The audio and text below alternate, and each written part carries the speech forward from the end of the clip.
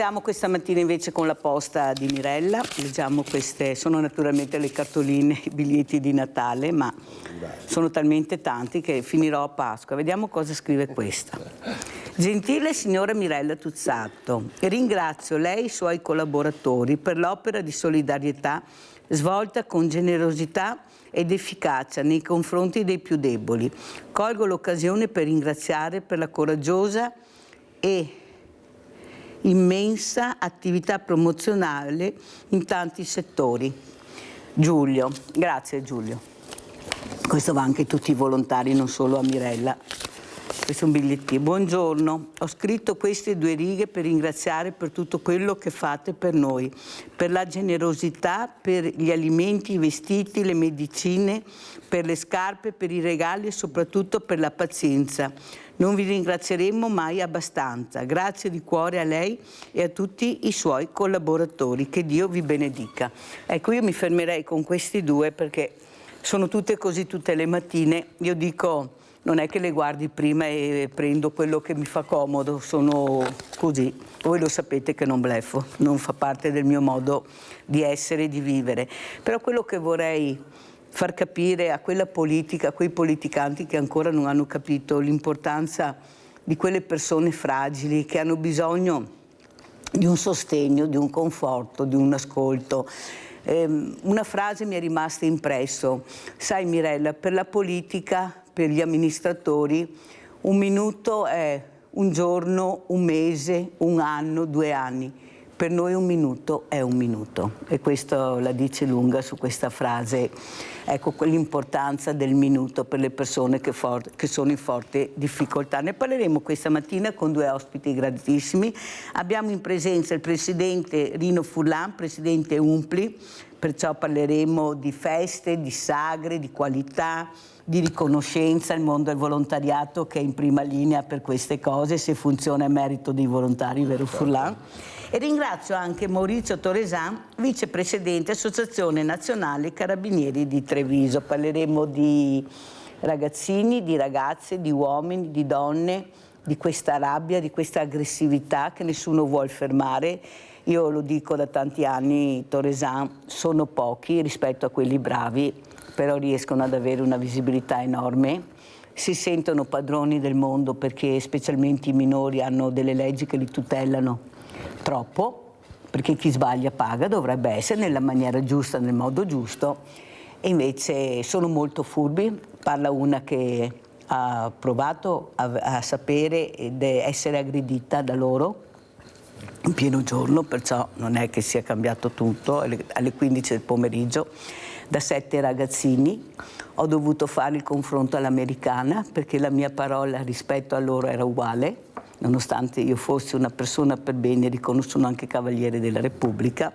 Quello che è costato il confronto all'americana, però ce l'ho fatta, sono riuscita, anche se avevano cambiato pettinatura, si erano trasformati, perché sono più furbi che santi questi, però non può funzionare così. Ecco, io Toresan vorrei capire anche la politica perché non riesce a mettere il freno. Non capisco se l'aggressività, la rabbia, la delinquenza fa prendere voti perché regna la paura. Abbiamo paura di uscire di casa, ma abbiamo paura anche di stare in casa. Abbiamo paura di partecipare alle sagre. Fortunatamente tante persone danno la sicurezza, ce ne sono tante, posso stare tranquilla. Infatti vediamo, dire la verità, che quando c'è tanta gente per la strada, nelle manifestazioni, di incidente, devo dire la verità, se ne vedono pochi. Non c'è nessuno, arriva di tutto e di più. Allora, inizierei proprio con Furlan. Cosa ne pensa di quello che ho detto, Furlan? Allora, intanto io dico grazie alle forze dell'ordine per quello che fanno, perché in realtà hanno poco potere, loro ci mettono tutta la buona volontà per gestire le cose, però poi alla fine magari chi viene perseguito è chi è forza dell'ordine e non chi commette l'atto. Per cui bisognerà lavorarci su questo, bisognerà che anche il governo trovi delle soluzioni e trovi sicuramente la modalità di difendere chi è forza dell'ordine e non chi magari trova le soluzioni tramite avvocati e quant'altro di difendersi, magari responsabilizzando chi è forza dell'ordine, per cui sicuramente il governo deve fare qualcosa in questo senso per dare la possibilità alle forze dell'ordine di operare in maniera diciamo tranquilla e rispettosa nei confronti di chi poi ne commette di tutti i colori. Purtroppo i giovani oggi sono liberi, fanno quello che vogliono e chi si permette di dirgli qualcosa alle volte, come dicevi tu prima, viene anche ripreso e aggredito. Allora, sentiamo cosa ne pensa anche Maurizio Toresan, vicepresidente Associazione Nazionale Carabinieri di Treviso, ecco, su questa certezza della pena che non arriva. Noi è facile dire è l'ultimo governo, ma ne abbiamo passato tanti di governi, le leggi non li hanno fatti i giudici ma sono state fatte in Parlamento, io lo dico sempre, perché è là che vengono fatte le leggi e se sono vecchie o obsolete vanno modificate, perché la paura che regna sovrana inizia veramente a preoccuparmi e soprattutto le fragilità, questa donna aggredita in pescheria, questa figlia che dice non riconosco più la mia Treviso, ecco non è possibile prendersela con queste fragilità e invece purtroppo sono le fragilità che ne pagano le conseguenze sempre più care e più alte. Prego Toresan. Sì, in merito anche a quanto lei aveva appena detto, riprenderei il discorso soprattutto sui ragazzi giovani, fragili e questi baby gang. Il discorso parte molto spesso dalle famiglie e dalla scuola, cioè noi lì dobbiamo insegnare il rispetto verso gli altri e soprattutto anche svolgere un'azione verso questi giovani che sia di educazione civica, fatta anche nella scuola. Una volta c'era questa ora dedicata in maniera specifica, ora non so in quante scuole ci sia, credo quasi nessuna. E chiaramente se non c'è rispetto verso gli altri poi queste cose vanno sempre più degradando. Oltretutto in questi anni, soprattutto dopo la pandemia, voglio dire dopo il Covid, è aumentato, i giovani si sono rinchiusi, come dice anche il telefonino è diventato il metodo quotidiano, no, di visualizzazione di tutto e ha formato forse poca aggregazione. Oltre alla scuola, direi, partire dalla famiglia alla scuola, c'è anche quello che riguarda lo sport, secondo me. Lo sport è una sana valvola per aggregare i giovani e fargli dare, voglio dire, rispetto verso gli altri. Quindi sapere che quando si vince si è bravi, ma quando si perde non si è, voglio dire, non si è sconfitti, ci si misura con gli altri. Quindi anche queste forme di associazione, voglio dire, sportive, devono essere valorizzate per cercare di aggregare di più i giovani.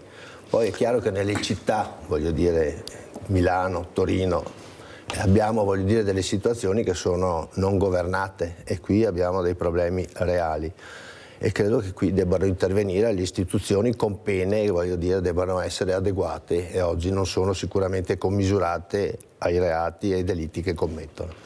È vero quello che dice Toresan, però è anche vero che questi ragazzi, lei ha parlato dello sport, io l'ho raccontato spesso in trasmissione, io faccio la messa alla prova e quando sono entrata da questa giudice donna e ho detto ma io non sono tanto dell'idea che serva tanto la borsa della spesa consegnata oppure è l'accompagnamento ai diversamente giovani, perché li vedo, non è che hai dei risultati eccezionali. Perché non indirizzarli nello sport?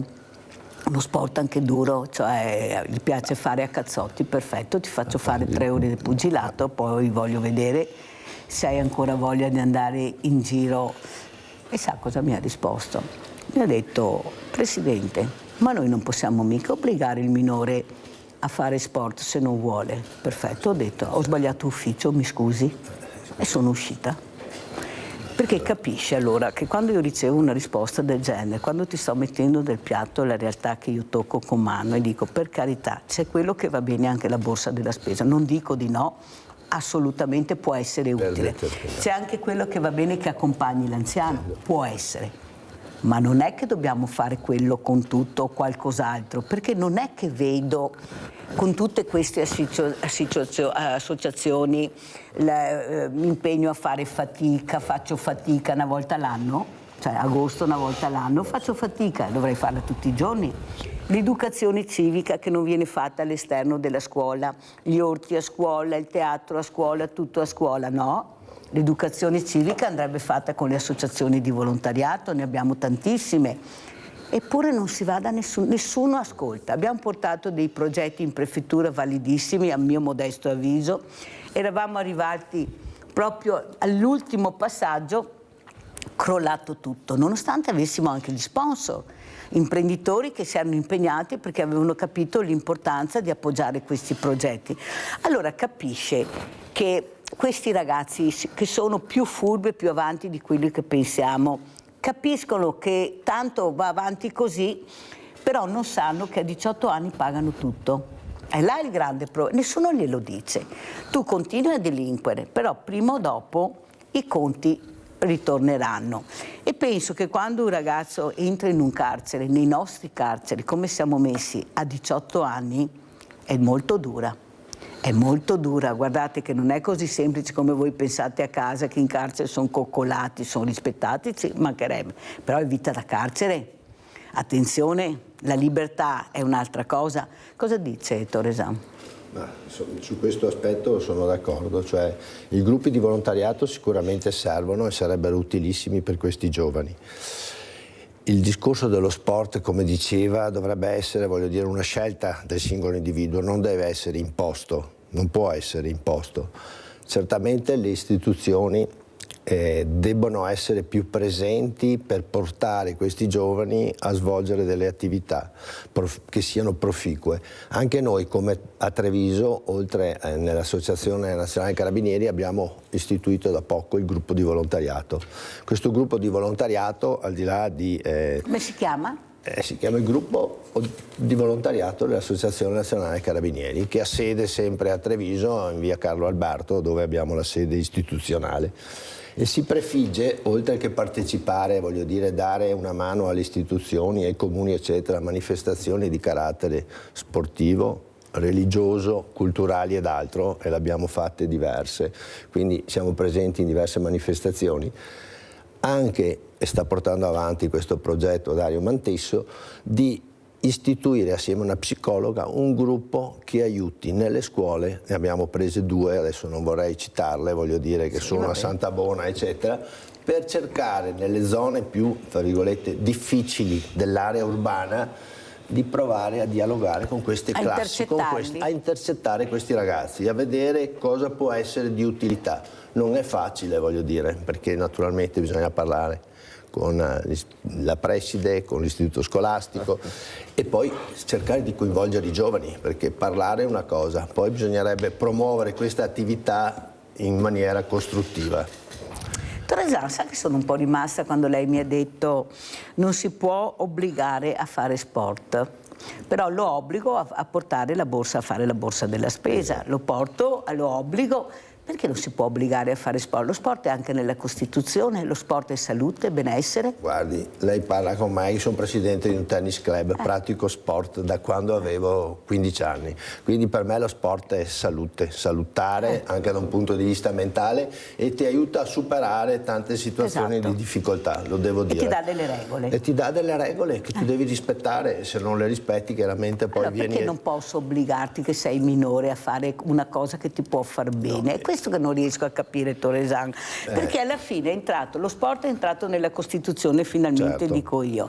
È una disciplina che veramente ti inquadra. Vediamo tantissimi ragazzi che io ho avuto che hanno, a causa di incidenti, sono diventati diversamente agili, li ha salvati lo sport, certo. Sono diventati addirittura campioni, molto. Allora non riesco a capire, non posso obbligare, ma come? Tu puoi fare quello che vuoi, nel momento che io riesco a individuarti, a capire che stai sbagliando tutto, ti cerco di inserire eppure sport ne abbiamo tanti, tantissimi. Possibile che non ce ne sia uno che ti vada bene e che puoi cercare questa rabbia di tirarla fuori in un'altra maniera, Torresano? Sono d'accordo, io non ho detto che non possono essere obbligati, devono essere instradati a praticare quegli sport che sono più adatti, che possa essere, come ho detto prima, il pugilato piuttosto che il rugby o il calcio o altri sport, pallavolo, basket, ne abbiamo ormai una moltitudine in Italia dove siamo anche campioni in diverse discipline e secondo me è la base, voglio dire, dei giovani.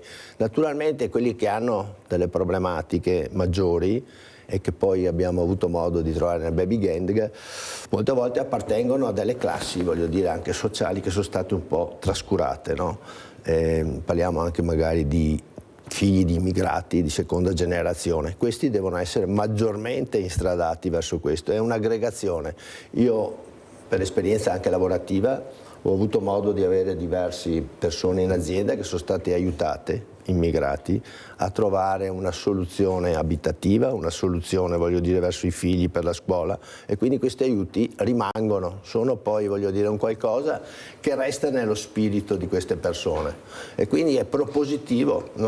Lo sport è sicuramente una delle basi, secondo me. Però lei capisce, Torresano, che finché il giudice ha la legge che dice quello che ho detto, perché non posso obbligarlo, ho usato proprio questo termine, ecco, allora, capisce bene che non andiamo da nessuna parte, nessuno si preoccupa invece di cercare di cambiare delle regole del gioco messe non da questo governo, dal penultimo, ma che hanno una storia infinita. Esatto, ecco, senza essere modificate. Allora, cosa si potrebbe fare invece anche tramite queste proloco? Ecco, lei diceva l'ultima volta che ci siamo visti, tanto è vero che io l'ho consigliata di suonare i campanelli porta a porta, che forse funziona meglio della mail, di qualsiasi cosa. Ecco, come vede questa situazione? Perché ne abbiamo di giovani. Quello che diceva Torresano prima, sicuramente la base di partenza è la famiglia e purtroppo oggi le famiglie hanno fatto copia e incolla un po' delle famiglie americane, quindi c'è poca base e bisogna che troviamo poi nelle realtà esterne, quindi tutte le associazioni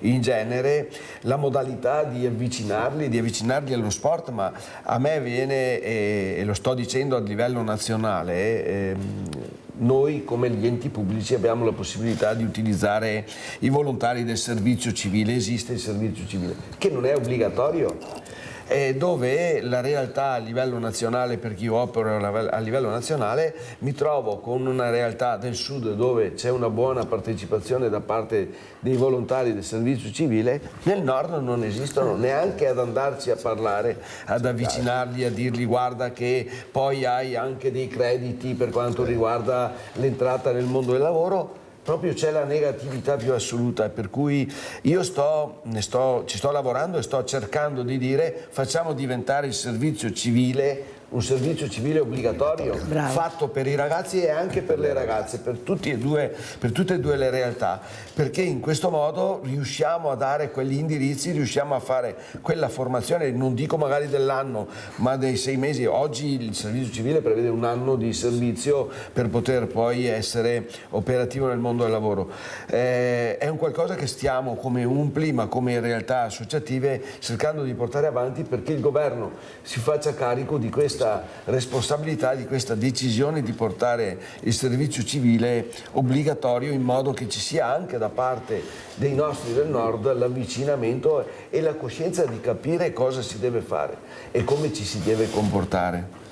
Furlan, è anche vero però che io ho avuto il presidente degli Alpini, il quale ha detto che non avrebbero mai immaginato che ci fossero così tante iscrizioni in questi percorsi estivi che fanno, e addirittura non sono riusciti anche ad accogliere tutte queste domande di questi. Allora c'è qualcosa che non torna, nel senso che vuol dire che il ragazzo, se lo intrighi, tanto esco di casa, sto in mezzo alla natura, perché a loro piace, sono quelli che manifestano per l'ambiente, sono loro, forse dobbiamo anche capire di ascoltare qual è il loro problema, perché c'è chi ha un orientamento, chi ne ha un altro. Ad esempio quel ragazzo, mi ricordo, con l'elettronica a scuola, assolutamente non interessava questo progetto che stava portando avanti la classe con i suoi compagni, perché a me l'elettronica non piaceva. un po' alla volta si è avvicinato per curiosità a vedere cosa facevano i suoi compagni e alla fine ha detto: mi sono intrigato, mi sono appassionato. Cioè io sono convinta, Furlan, che dobbiamo prenderli per mano sti ragazzi, perché loro non arriveranno mai da noi, proprio non arriveranno mai. Dobbiamo prenderli, accompagnarli, Togliergli il telefono. come fanno gli alpini, lascialo a casa il telefono, oppure lo spegni nel momento che fai questo percorso con me, e vedere dove sono orientati. Allora una settimana possiamo portarli anche, e qua mi ha dato ragione anche il professor Gerosa, prima ancora di diventare assessore alla sanità, quando ho detto, a mio avviso, dobbiamo portarli anche negli ospedali a vedere qual è la realtà, perché c'è un altro profumo e dobbiamo veramente aprire, anche perché all'interno degli ospedali c'è del mondo del volontariato, c'è di la grande tecnologia, che loro sono molto appassionati di questo. E lui mi ha detto: ha ragione, e se qualcuno le dice che lo fanno già, dica che ho detto io che non facciamo già abbastanza, che dobbiamo fare di più. Perciò c'è questa apertura, tanto è vero che è stato l'unico che ha detto: bisogna capovolgere la piramide che c'è non va più bene, dobbiamo rivederla. È d'accordo Toresan che bisogna rivedere un po' le regole, anche di cercare anche di capire che già ne abbiamo pochi giovani, se cominciamo a perdere anche questi, perché le leggi, perché non c'è l'impegno, perché la scuola, perché cioè la scuola deve fare la scuola, la famiglia deve fare la famiglia e le istituzioni devono fare il loro dovere. Ma se io non ho la famiglia e non ho la scuola, perché non è che tutti abbiano sta famiglia perfetta dove... Ecco, io devo prendere questo ragazzo e cercare, tramite il mondo del volontariato, con lui, a vedere se riesco a recuperarlo prima che finisca in carcere a 18 anni. Prego, Toresan. Sì, riallacciandomi anche a quanto aveva appena detto il signor Furlan, cito il fatto, voglio dire, che i gruppi di volontariato e quindi anche il servizio civile è importantissimo. Noi dobbiamo ricordarci che 20 anni fa, più di 20 anni fa, abbiamo abolito il servizio militare. Allora, il servizio militare era sicuramente valido per un periodo di 12 mesi, voglio dire, per questi giovani, per essere, voglio dire, preparati poi a quella che è la vita successiva, quindi al rispetto delle regole, quello che si diceva prima anche nell'ambito sportivo, quindi si rifà, voglio dire, a un modo di comportarsi e di adeguarsi a quella che è la realtà. Poi quando esce nel mondo del lavoro è chiaro che a 18 anni, voglio dire, uno faceva il militare e non è più un giovane di 16-17, però quello aveva sicuramente aiutato. Il problema poi anche delle famiglie, come diceva, non sono quelle di 40 anni fa, c'è molta più libertà, voglio dire, molta più, fra virgolette, disgregazione, e quindi anche questi giovani si sentono un po' abbandonati a se stessi. E questo poi può portare a aggregarsi in gruppi, in gang, voglio dire, dove ci sono delle situazioni dove avvengono dei delitti, dove avvengono poi delle rapine, per non parlare, voglio dire, di altre situazioni peggiorative. Quindi sicuramente inizio famiglia, voglio dire, sport e poi associazione di volontariato sono utili, visto il militare non ce l'abbiamo più, ormai è impossibile poterlo fare, non ci sono più le strutture, non ci sono più le caserme. È valido quel discorso che lei mi diceva di questo generale degli Alpini che abbiamo sentito, ha cercato di promuovere fra i ragazzi quali, quelli più volenterosi, non sicuramente quelli disagiati, quelli rimangono fuori, voglio dire, dalla partecipazione di questi gruppi. Ma si vanno a prendere e si portano assieme agli altri. Ecco, questo è un altro aspetto dove doverli inserire in questi gruppi, certamente in numero minore rispetto a quelli che hanno espresso la volontà di parteciparvi. Anche perché quando interrompi il gruppo, da soli sono una nullità, cioè proprio come neve al sole si sciolgono. Capisce che poi tutta questa fragilità nel momento che li metti con le spalle al muro. Da soli il problema è che non si fa, questo è il grande problema, Presidente, no? E non va bene perché ne stanno approfittando un po' troppo, perché l'esempio che diamo è che devi avere le scarpe firmate, ecco, devi essere così, e io sono dell'idea che li stiamo devastando con questi messaggi terribili che stiamo dando noi, non loro. Questi glieli abbiamo messi in mano noi, a 4 anni glielo diamo noi, non glielo dà qualcun altro, il genitore maggiore che dà 4, perché così si toglie il problema del bambino che piange, che urla, che grida. Gioca, inizia a giocare a 4 anni, capite bene poi cosa riescono a fare a 16. Come sono andate le sagre quest'anno? Come chiudiamo e può dire quello che vuole.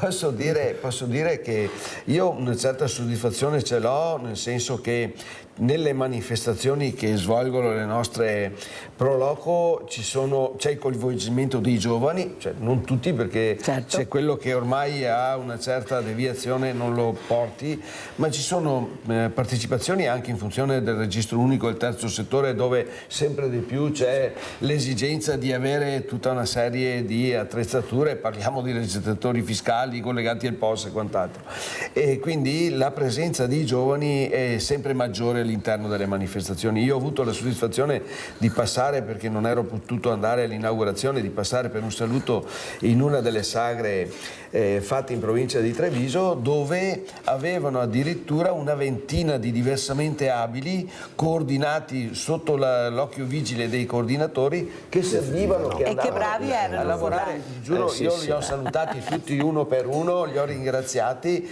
ma con un'attenzione, con una disponibilità di fare quei lavori che facevano quelli che non erano diversamente abili, e loro li copiavano in pratica, per cui le nostre associate stanno facendo di tutto e di più per essere vicini e per portare i giovani all'interno.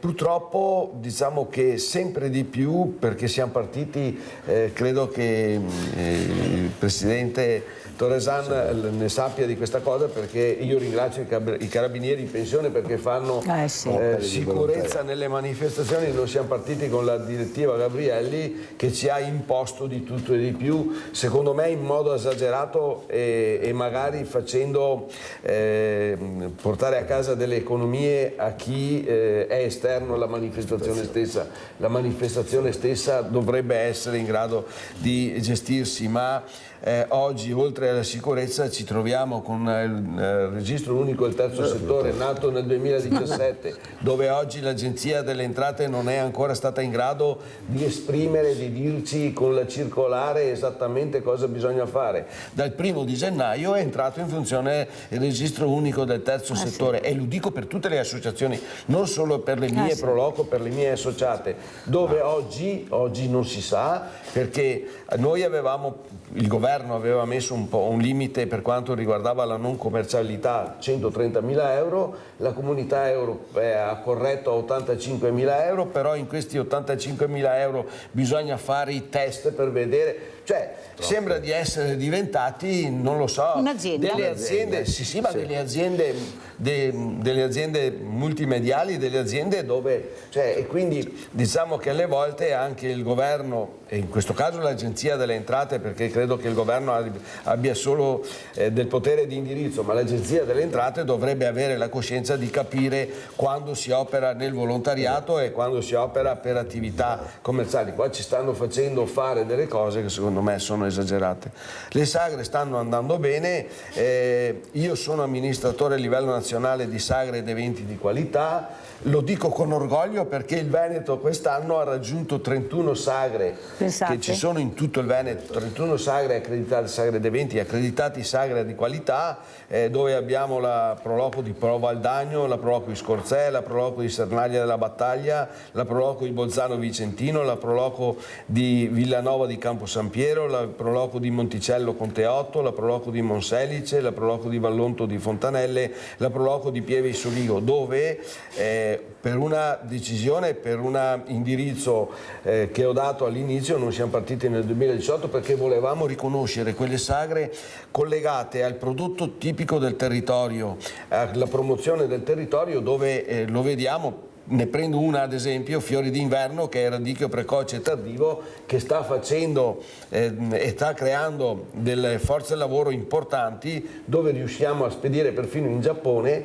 e partendo dalla filiera base, quindi partendo dal prodotto del campo, dove c'è il contadino che ancora per certi versi, supportato anche con delle macchine, riesce a produrre questo fiore prodotto. e dove le Pro Loco si mettono in gioco in questo caso per fare delle manifestazioni, per farci degustare logicamente questi prodotti. Abbiamo fatto una scelta di fare la consegna dei riconoscimenti in Senato della Repubblica a Palazzo Madama, dove riteniamo che sia anche emozionale e dove invitiamo il Presidente della Pro Loco e il Sindaco a ricevere questo riconoscimento per il lavoro che fanno nel territorio e per la promozione del territorio.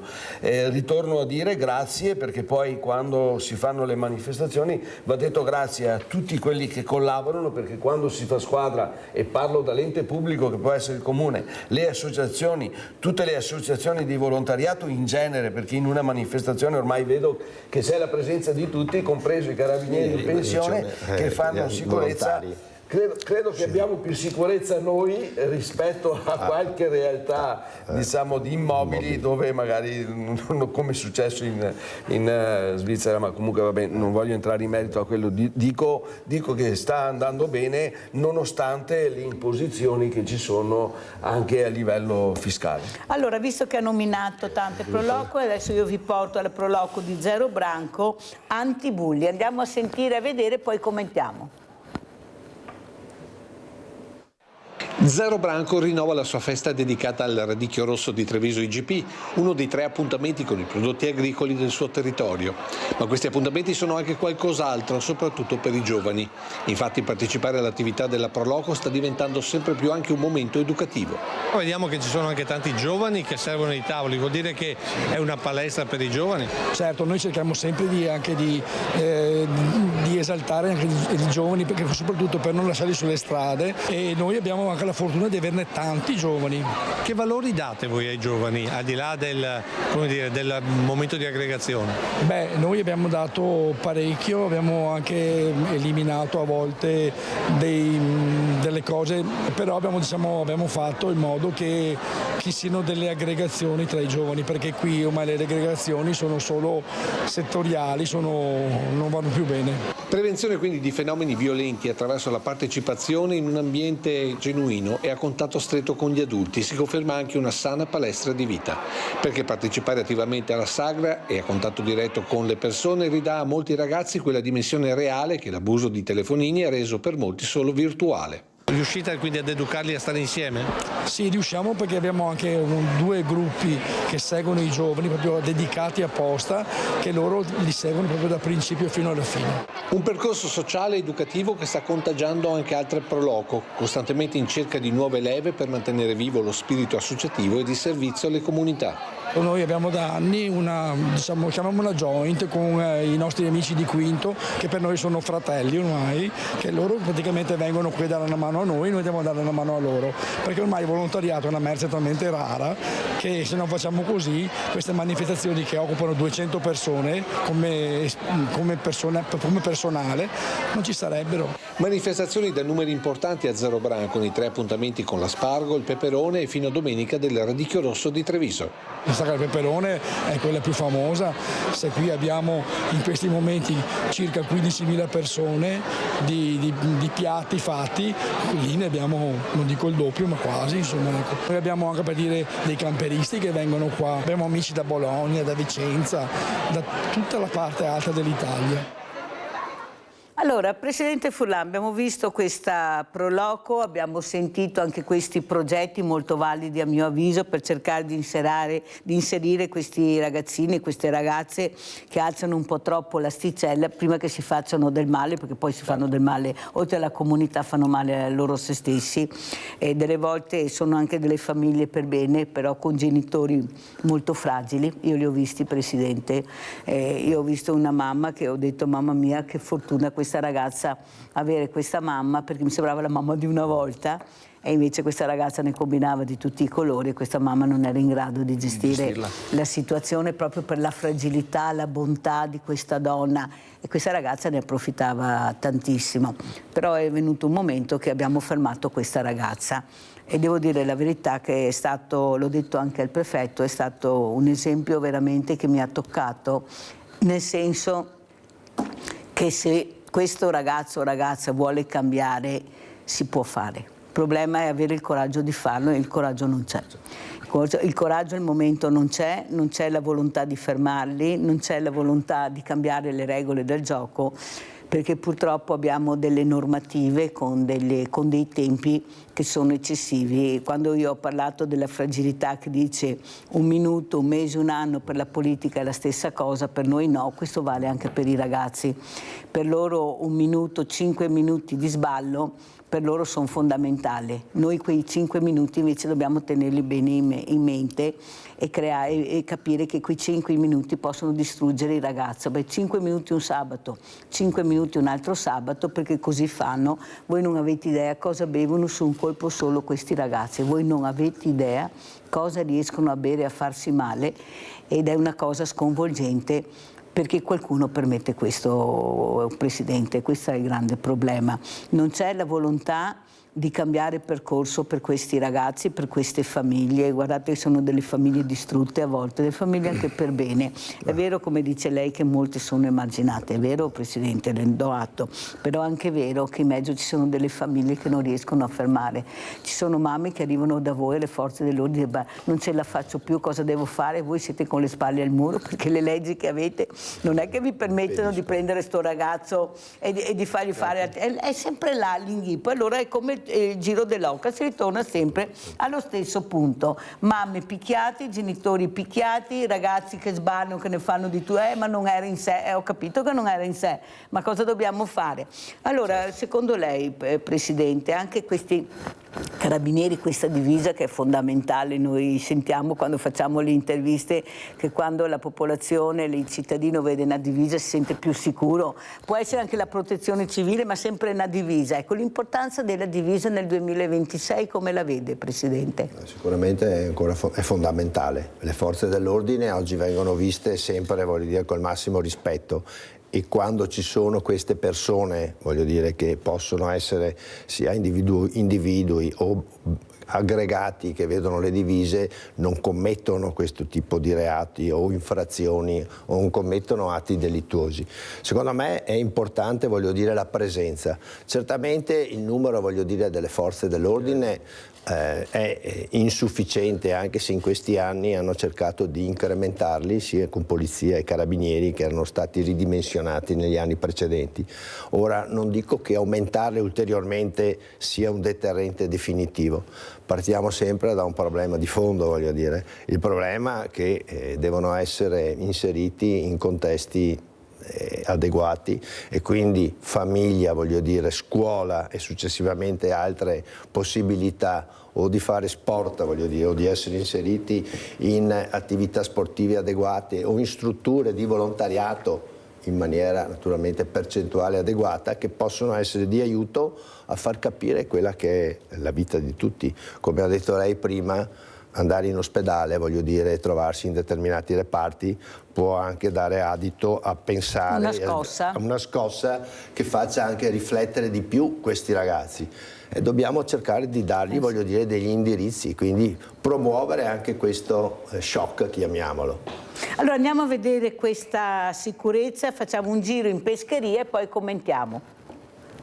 A Treviso, naturalmente. C'è sgomento perché il quartiere proprio è il cuore della città.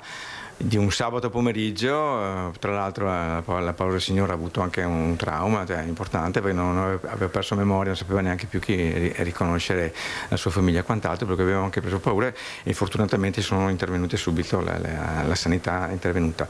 L'episodio dello scippo della signora 89enne strattonata e fatta cadere a terra ha profondamente scosso chi nell'area della pescheria vive e lavora. L'anziana ha battuto la testa su un blocco di cemento, ha riportato una prognosi di 5 giorni, ma la violenza poteva avere conseguenze peggiori. Resta un clima di insicurezza e preoccupazione mai vissuto in quest'area della città, sede del mercato fisso del pesce e dell'ortofrutta, apprezzata per i locali e botteghe storiche. Non è avvenuto in un momento di sera o un momento dove non ci fosse nessuno.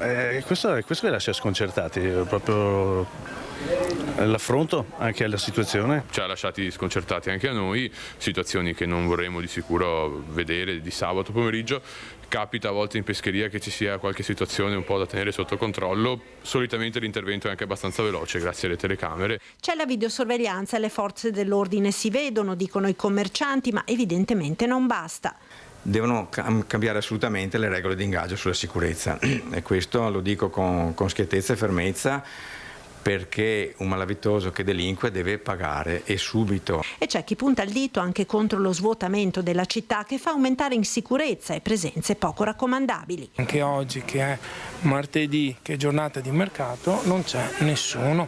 Mezzogiorno, l'ora di punta, sarebbe giornate di lavoro, di mercato.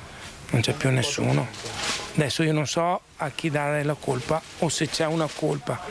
Però a me dispiace sta cosa qua.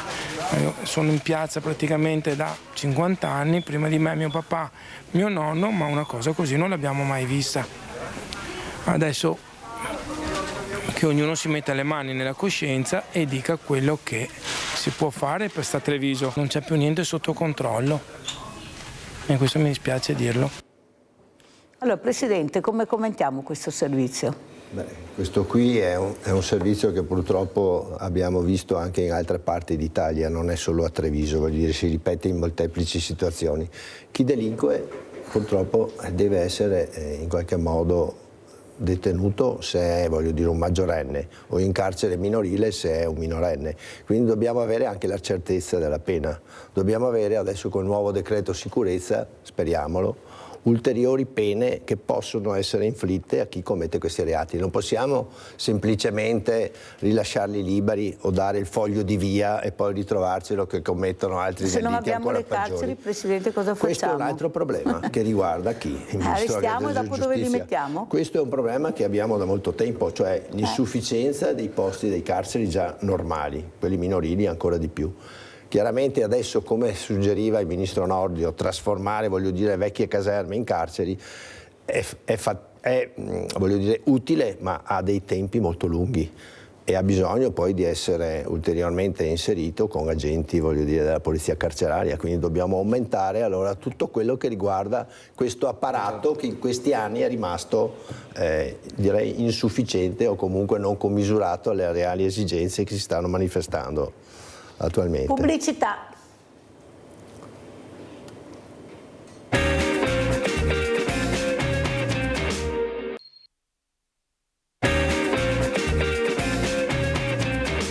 Allora, si parlava appunto di questi ragazzi, di questi eventi che veramente fanno riflettere, però io penso che qualcuno dovrebbe dire anche basta.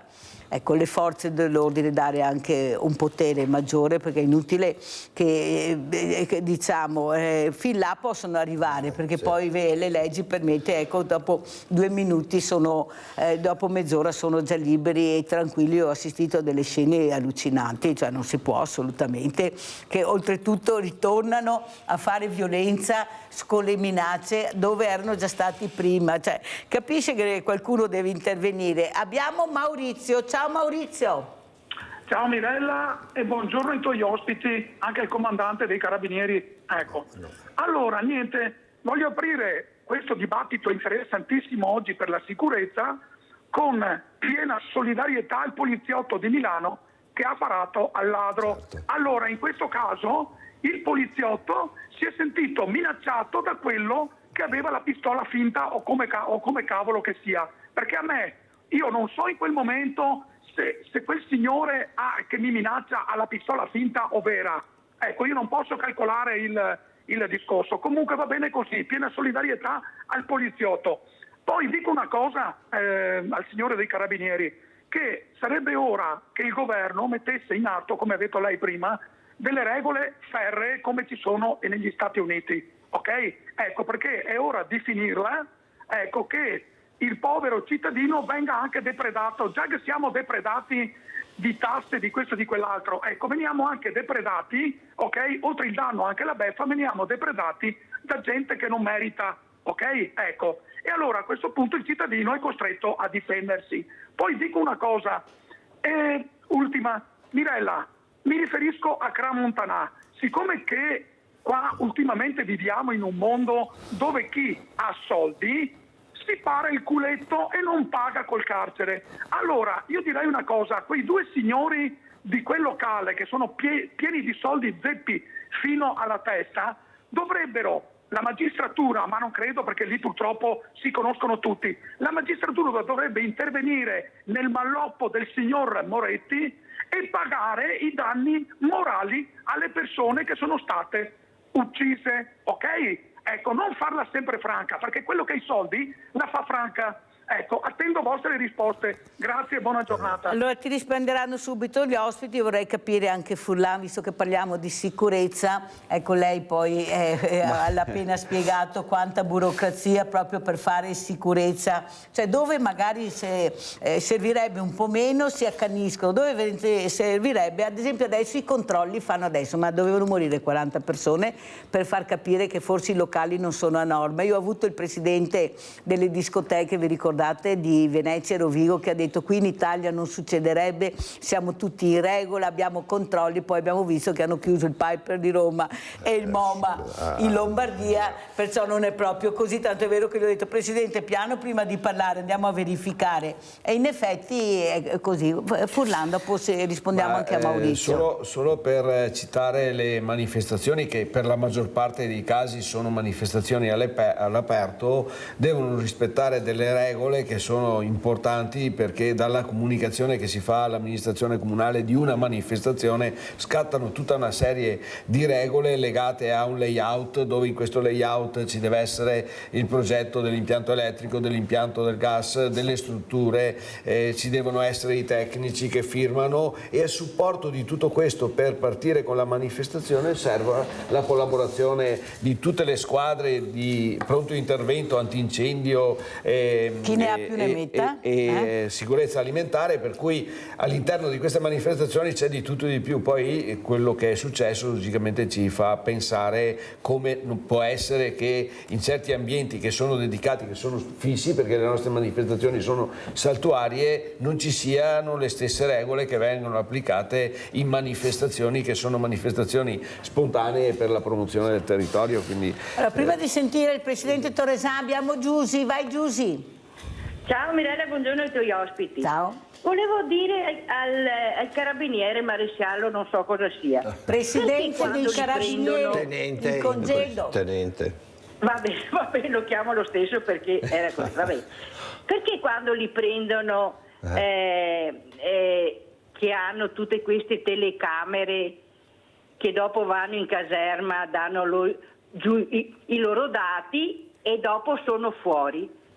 E perché quando li prendono veramente non fanno un charter e mandarli nei loro paesi? Perché io sono stanca di mantenere anche quelli, perché abbiamo già i nostri italiani in galera. Dobbiamo aiutare, dico così per essere gentile, anche quelli esteri. Non si può andare avanti così, perché è inutile che mettiamo tutte queste telecamere, perché non servono a niente, perché anche se li vedono in faccia chi sono fuori dopo 2 ore. Dopo 2 ore, maresciallo, dopo 2 ore sono fuori. Come facciamo ad andare avanti a così? Lo stipendio, chi che prende poco, non gli basta più, perché dobbiamo aiutare anche queste persone. Io sono stanca di dirlo, Mirella. Sono da anni che diciamo sempre le stesse cose e non vediamo nessun risultato, perché ti dicono votami qua, votami là perché faccio questo, faccio quello e non vedo nessun risultato. In 40 anni che voto non vedo nessun risultato. Tutti ti promettono, però quando sono lì non fanno niente. Ti saluto. Abbiamo sentito Giusy, allora Presidente rispondiamo sia a Maurizio che a Giusy, prego. Certo, allora partendo da Maurizio, voglio dire che ha citato l'esempio di Milano, dove un poliziotto ha sparato a un malvivente che aveva una pistola finta, ma noi non possiamo sapere in quel momento, anche se avessi un coltello ed è ravvicinato, voglio dire, quali sono le intenzioni. Quindi secondo me non dovrebbe mai essere con eccesso colposo, non dovrebbe mai diventare un eccesso colposo. Le forze dell'ordine sono preposte a far che? A difendere. quindi voglio dire un malintenzionato, voglio dire che vuole commettere un reato, un delitto, sa a cosa va incontro. Quindi secondo me i giudici abbiamo ancora questa situazione in cui c'è l'eccesso colposo che deve essere verificato se è proporzionale all'offesa. Beh, ma le forze dell'ordine fanno un compito che deve essere, voglio dire, rassicurante nei confronti dei cittadini e non possono permettersi che di fronte a uno che maneggia una pistola, un coltello, eccetera, poi ci sia, voglio dire, una presunta colpevolezza da parte dell'agente, del carabiniere o di chi l'ha fatto. Sul problema, chiaramente, che adesso lei citava dell'immigrazione, sì, abbiamo un altro problema, che in effetti gli danno il foglio di via. Cioè chi commette, voglio dire, dei reati viene lasciato poi libero di commetterne degli altri. Il foglio di via deve essere sostituito da un rimpatrio, secondo me, se sono legati a un problema di immigrazione. Dipende dal reato che questo ha commesso, perché se sono dei reati gravi sconta la pena e poi possibilmente rientra, voglio dire, nel paese di origine, e questo naturalmente abbiamo le difficoltà per quei paesi che non corrispondono, no, negli stessi, chiamiamoli, diritti dell'Italia, o non hanno, voglio dire, poi avuto modo di essere, come si può dire, reintegrati, no, nel loro paese. Adesso hanno istituito in Albania questa situazione che ancora non è ben definita, cioè la possibilità di prendere queste persone, portarle in questi centri di accoglienza per poi essere rimpatriati.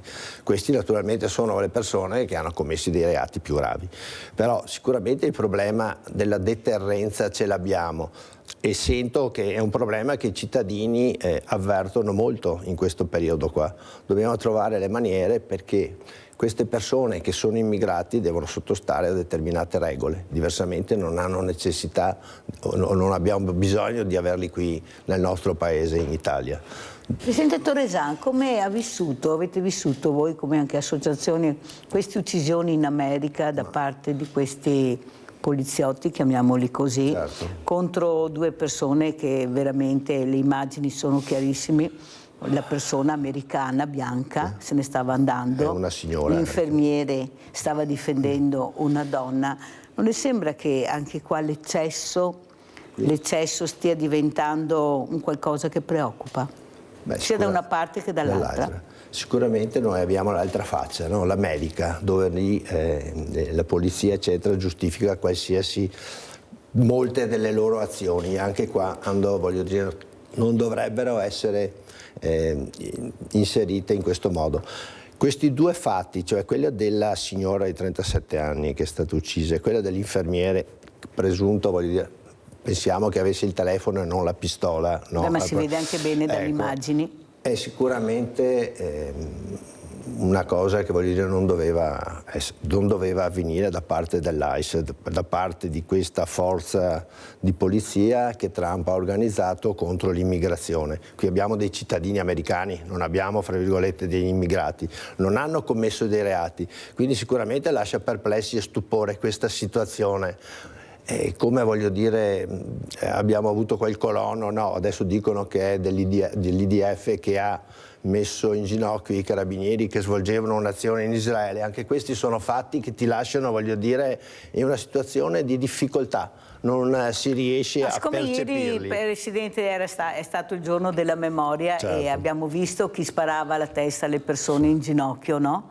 Abbiamo visto chiaramente, cioè mi sembra di ritornare, cioè la storia non ha insegnato niente, perché così muori, come quando purtroppo ieri abbiamo visto cosa è successo nella storia, ma questa storia che qualcuno non legge, non ricorda, non vuole ricordare, perché i morti sono morti con un fucile, con una pistola, con una bomba, e che muoiono sono sempre le popolazioni civili che non c'entrano niente con i grandi interessi, perché è solo quello ormai, ecco, che produce la guerra, il grande interesse per quel territorio, per quel sottosuolo, per quella popolazione. Ecco, addirittura hanno usato l'arma della fame, l'abbiamo visto durante la guerra, non ti do do da mangiare, e così l'hanno usata anche a Gaza, avete visto i bambini come erano ridotti. Allora capisce che forse qualcuno non vuole ricordare, perché il potere, a mio avviso, Presidente, dà la testa a qualcuno. Ecco, il potere è una cosa, io vedo anche a livello politico nostro, delle volte dico, ma questi non si ricordano mica dove sono partiti, chi erano. Cioè questa arroganza, questa maleducazione, a volte, non sempre, per carità, non voglio sparare nel mucchio, però capite che noi facciamo fatica, perché sono persone pagate da noi, strapagate da noi, e noi chiediamo delle volte delle risposte, non abbiamo neanche qualcuno il coraggio di avvicinarsi, tant'è è vero che io dico, ma avvicinateli quando li trovate. Dovete, ecco, cito magari Tina Anselmi, che quando tornava da Roma invece andava nel suo paese, a Castelfranco, a incontrare le persone, a dire cosa aveva portato a casa, che aveva cercato di risolvere i problemi che loro avevano detto. Cioè siamo lontani mille miglia da capire che alla fine sei stato eletto da queste persone, se prendi tutti quei soldi sia a livello regionale ma anche provinciale, a volte i presidenti va a casa con 5.000 euro, non sai chi sia gratis in provincia, anche se a provincia è secondo livello, no, diciamola tutto, o no, no, perché veramente saremo anche io un banco solidale di fronte alla provincia, vedo la situazione, capisce che la gente fa fatica, non va più a votare, ma questo è dovuto agli esempi che hanno, non è possibile avere questo numero, ecco, di votanti, cioè è una cosa incredibile. Abbiamo Leone da Trebasele, che vai Leone. Ciao, mille grazie, saluto tutti gli ospiti. Allora c'è adesso tanto da dire che le forze dell'ordine non sono abbastanza nel territorio. Allora c'era un esperto in un talk show che parlava e ha detto che le forze dell'ordine impiegate in Italia per tenere l'ordine sono come in Francia e sono di più di come sono in Germania. Allora qua non so come sia questa cosa, però ci sono molte cose che non vanno. Intanto non ci sono le carceri, perciò li lasciano liberi. Abbiamo visto omicidi commessi da gente che era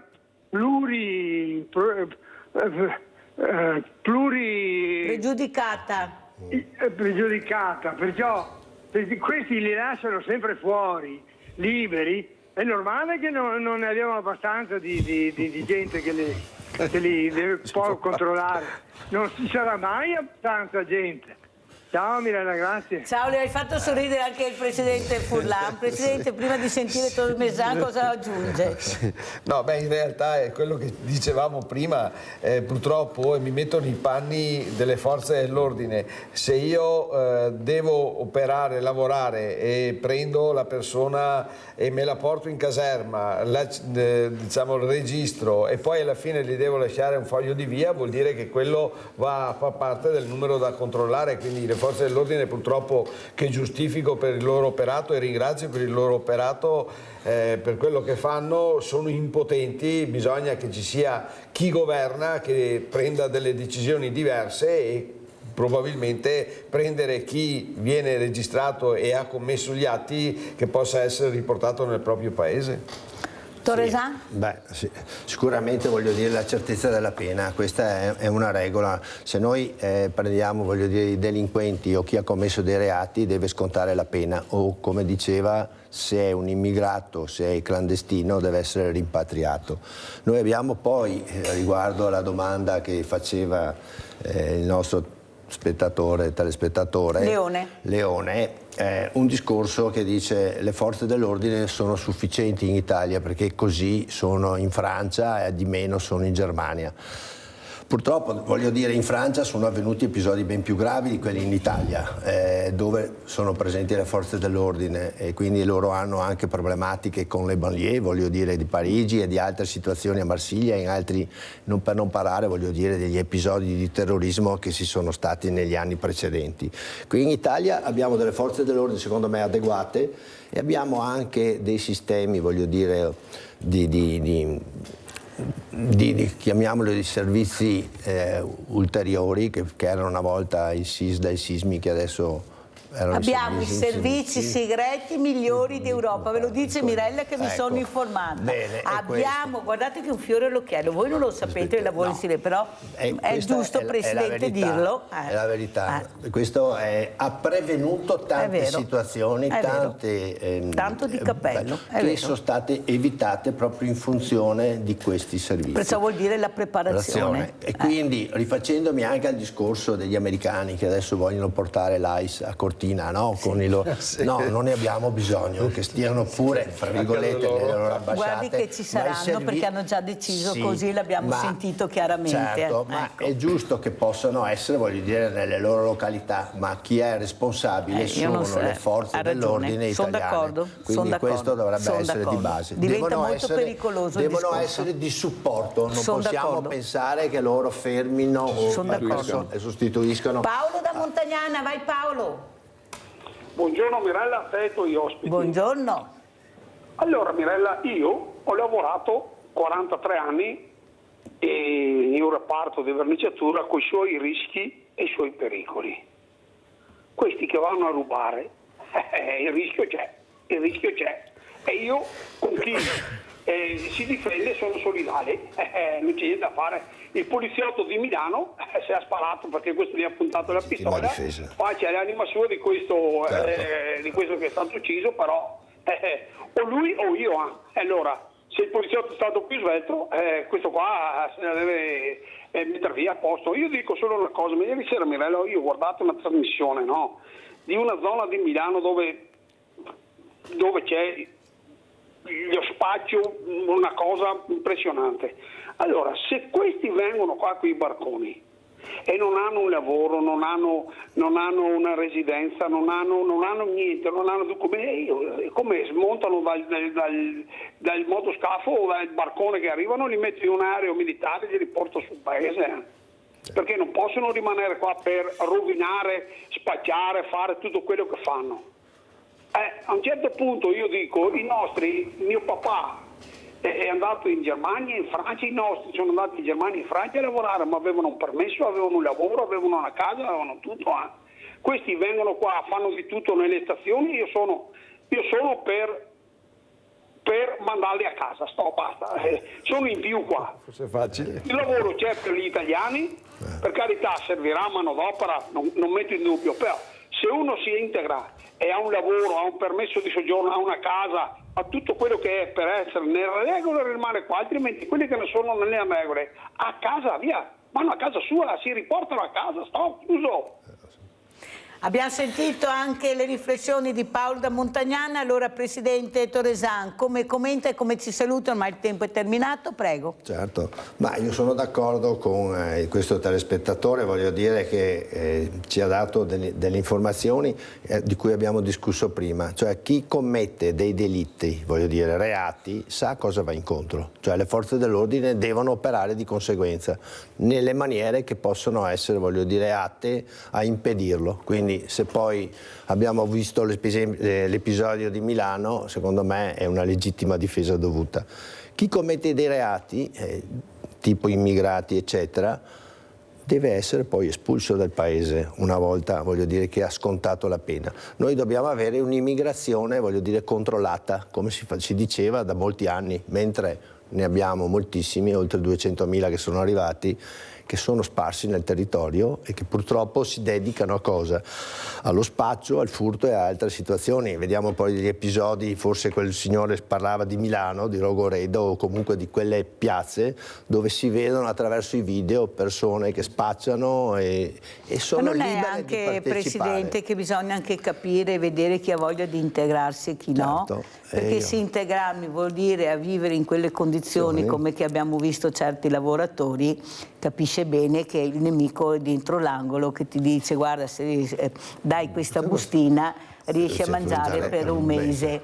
Capisce che forse dobbiamo anche capire e dividere chi ha voglia di essere integrato e chi no, perché non si fa questo? Lo posso dire, io nell'azienda dove ho lavorato negli ultimi 25 anni, voglio dire, abbiamo avuto diversi immigrati, ne avevamo più di una ventina, senegalesi, voglio dire marocchini e di altri paesi, si sono integrati nella stragrande maggioranza vivendo lì abbiamo anche aiutati a trovare magari la casa, l'appartamento, esatto, in affitto, e abbiamo permesso anche ai loro figli di crescere, di dare magari un'ulteriore possibilità di sviluppo. Quindi chi vuole, voglio dire, si integra nel territorio, può avere delle difficoltà iniziali, ma ci sono moltissimi, voglio dire, che purtroppo vivono io proprio li dividerei, Presidente, tra chi vuole integrarsi, come dice lei, avendo un lavoro, però dando anche la dignità di una casa, del rispetto della persona, che li abbiamo visti davanti alla prefettura. Certo. Questa è gente che lavora e che alla sera si ritrovava a dormire sotto un ponte o davanti a una chiesa, cioè capisce,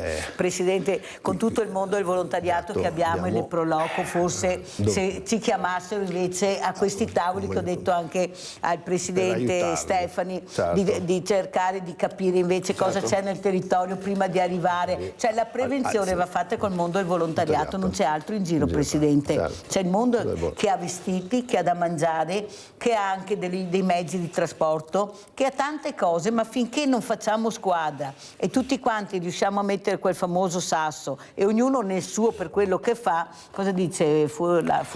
Forse qualcosa riusciremo a fare anche noi se coinvolgessero anche il Presidente Furlan, dire vieni a questo tavolo, a questa commissione a vedere c'è questo problema, come possiamo risolverlo. Furlan. Diciamo che bisogna imparare a fare squadra e a lavorare insieme, solo così si costruisce, perché se ognuno ha la propria idea, se la tiene per sé, non la discute insieme agli altri, difficilmente arriveremo a delle soluzioni. Certo che, ripeto, le forze dell'ordine oggi hanno bisogno di un sostegno da parte del governo, un sostegno chiaro che dica come ci si deve comportare e cosa si deve fare, e non è sicuramente chi forza dell'ordine che deve prendere la decisione, se non in base a delle dettature legislative chiare che permetta a chi è forza dell'ordine di operare in maniera coerente e nel rispetto delle regole. E sicura anche per loro, certo. Perché abbiamo visto cosa è successo a Verona, Presidente, ce lo ricordiamo Verona, ma come fai a mandare questi militari, questi carabinieri con quei mezzi che abbiamo poi,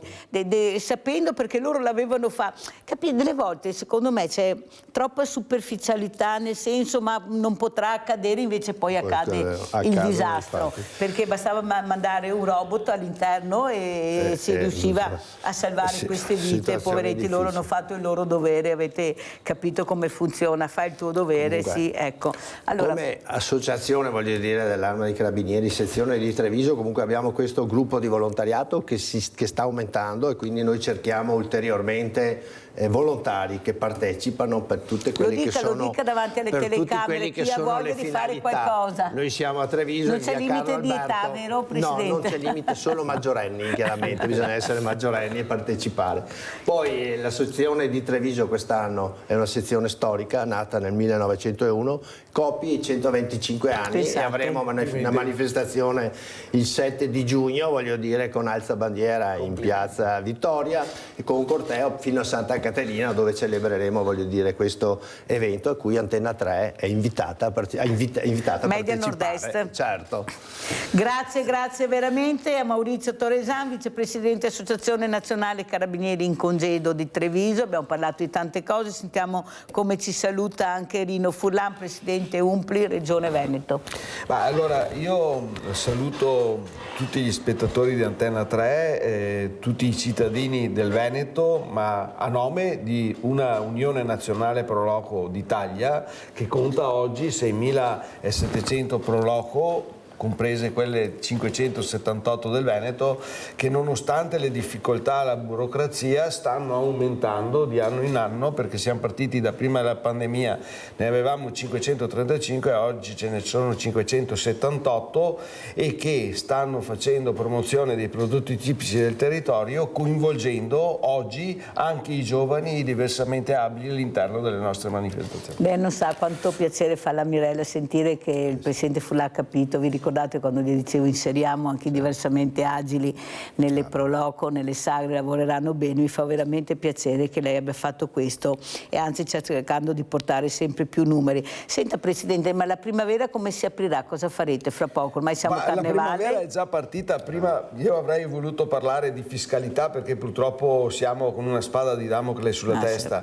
ma noi siamo già partiti, nonostante l'entrata in vigore del RUNTS, Registro Unico del Terzo Settore. abbiamo ancora più responsabilità dei presidenti, avete capito? Di questo qua bisognerebbe dedicare un incontro apposito per parlare appunto di fiscalità, di quelle che sono le incombenze, però noi siamo già partiti all'inizio dell'anno perché le pro loco sono dedite a quelle che sono le feste del primo dell'anno, a quelli che sono i carnevali, a quelle che sono le manifestazioni. Noi lo dico per la provincia di Treviso, che è un fiore all'occhiello nella Umpli Veneto, ma poi a livello nazionale noi abbiamo delle rassegne sui prodotti tipici che sono partiti con la prima rassegna della primavera del Prosecco, visto che siamo in provincia di Treviso con le colline di Conegliano e Valdobbiadene, non manca mai. Per passare poi a fiori d'inverno, che è il radicchio precoce e tardivo di Treviso, per andare poi ai germogli di primavera, che sono gli asparagi bianchi, verdi, le erbe spontanee, perché abbiamo collegato anche tutte le erbe spontanee,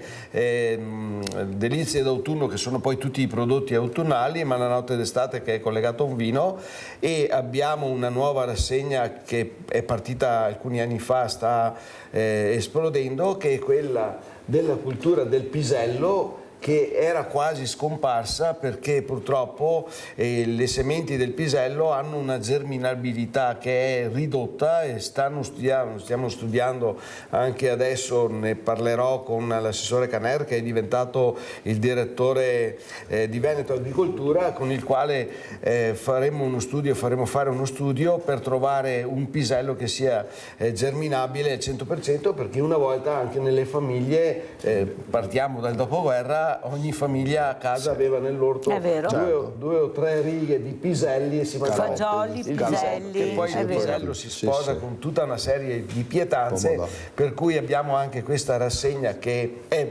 questa titolata proprio Veneto, e quindi per quanto mi riguarda con le 578 pro loco, che ringrazio i 50.000 volontari, come 50.000 volontari, perché noi lavoriamo come voi gratuitamente, 50.000 volontari che lavorano gratuitamente, che ci mettono la passione, rubando spazio a se stessi e alla famiglia per dedicarlo per la promozione del territorio. Grazie anche a Rino Furlan, grazie ancora a Maurizio Toresan. Pubblicità.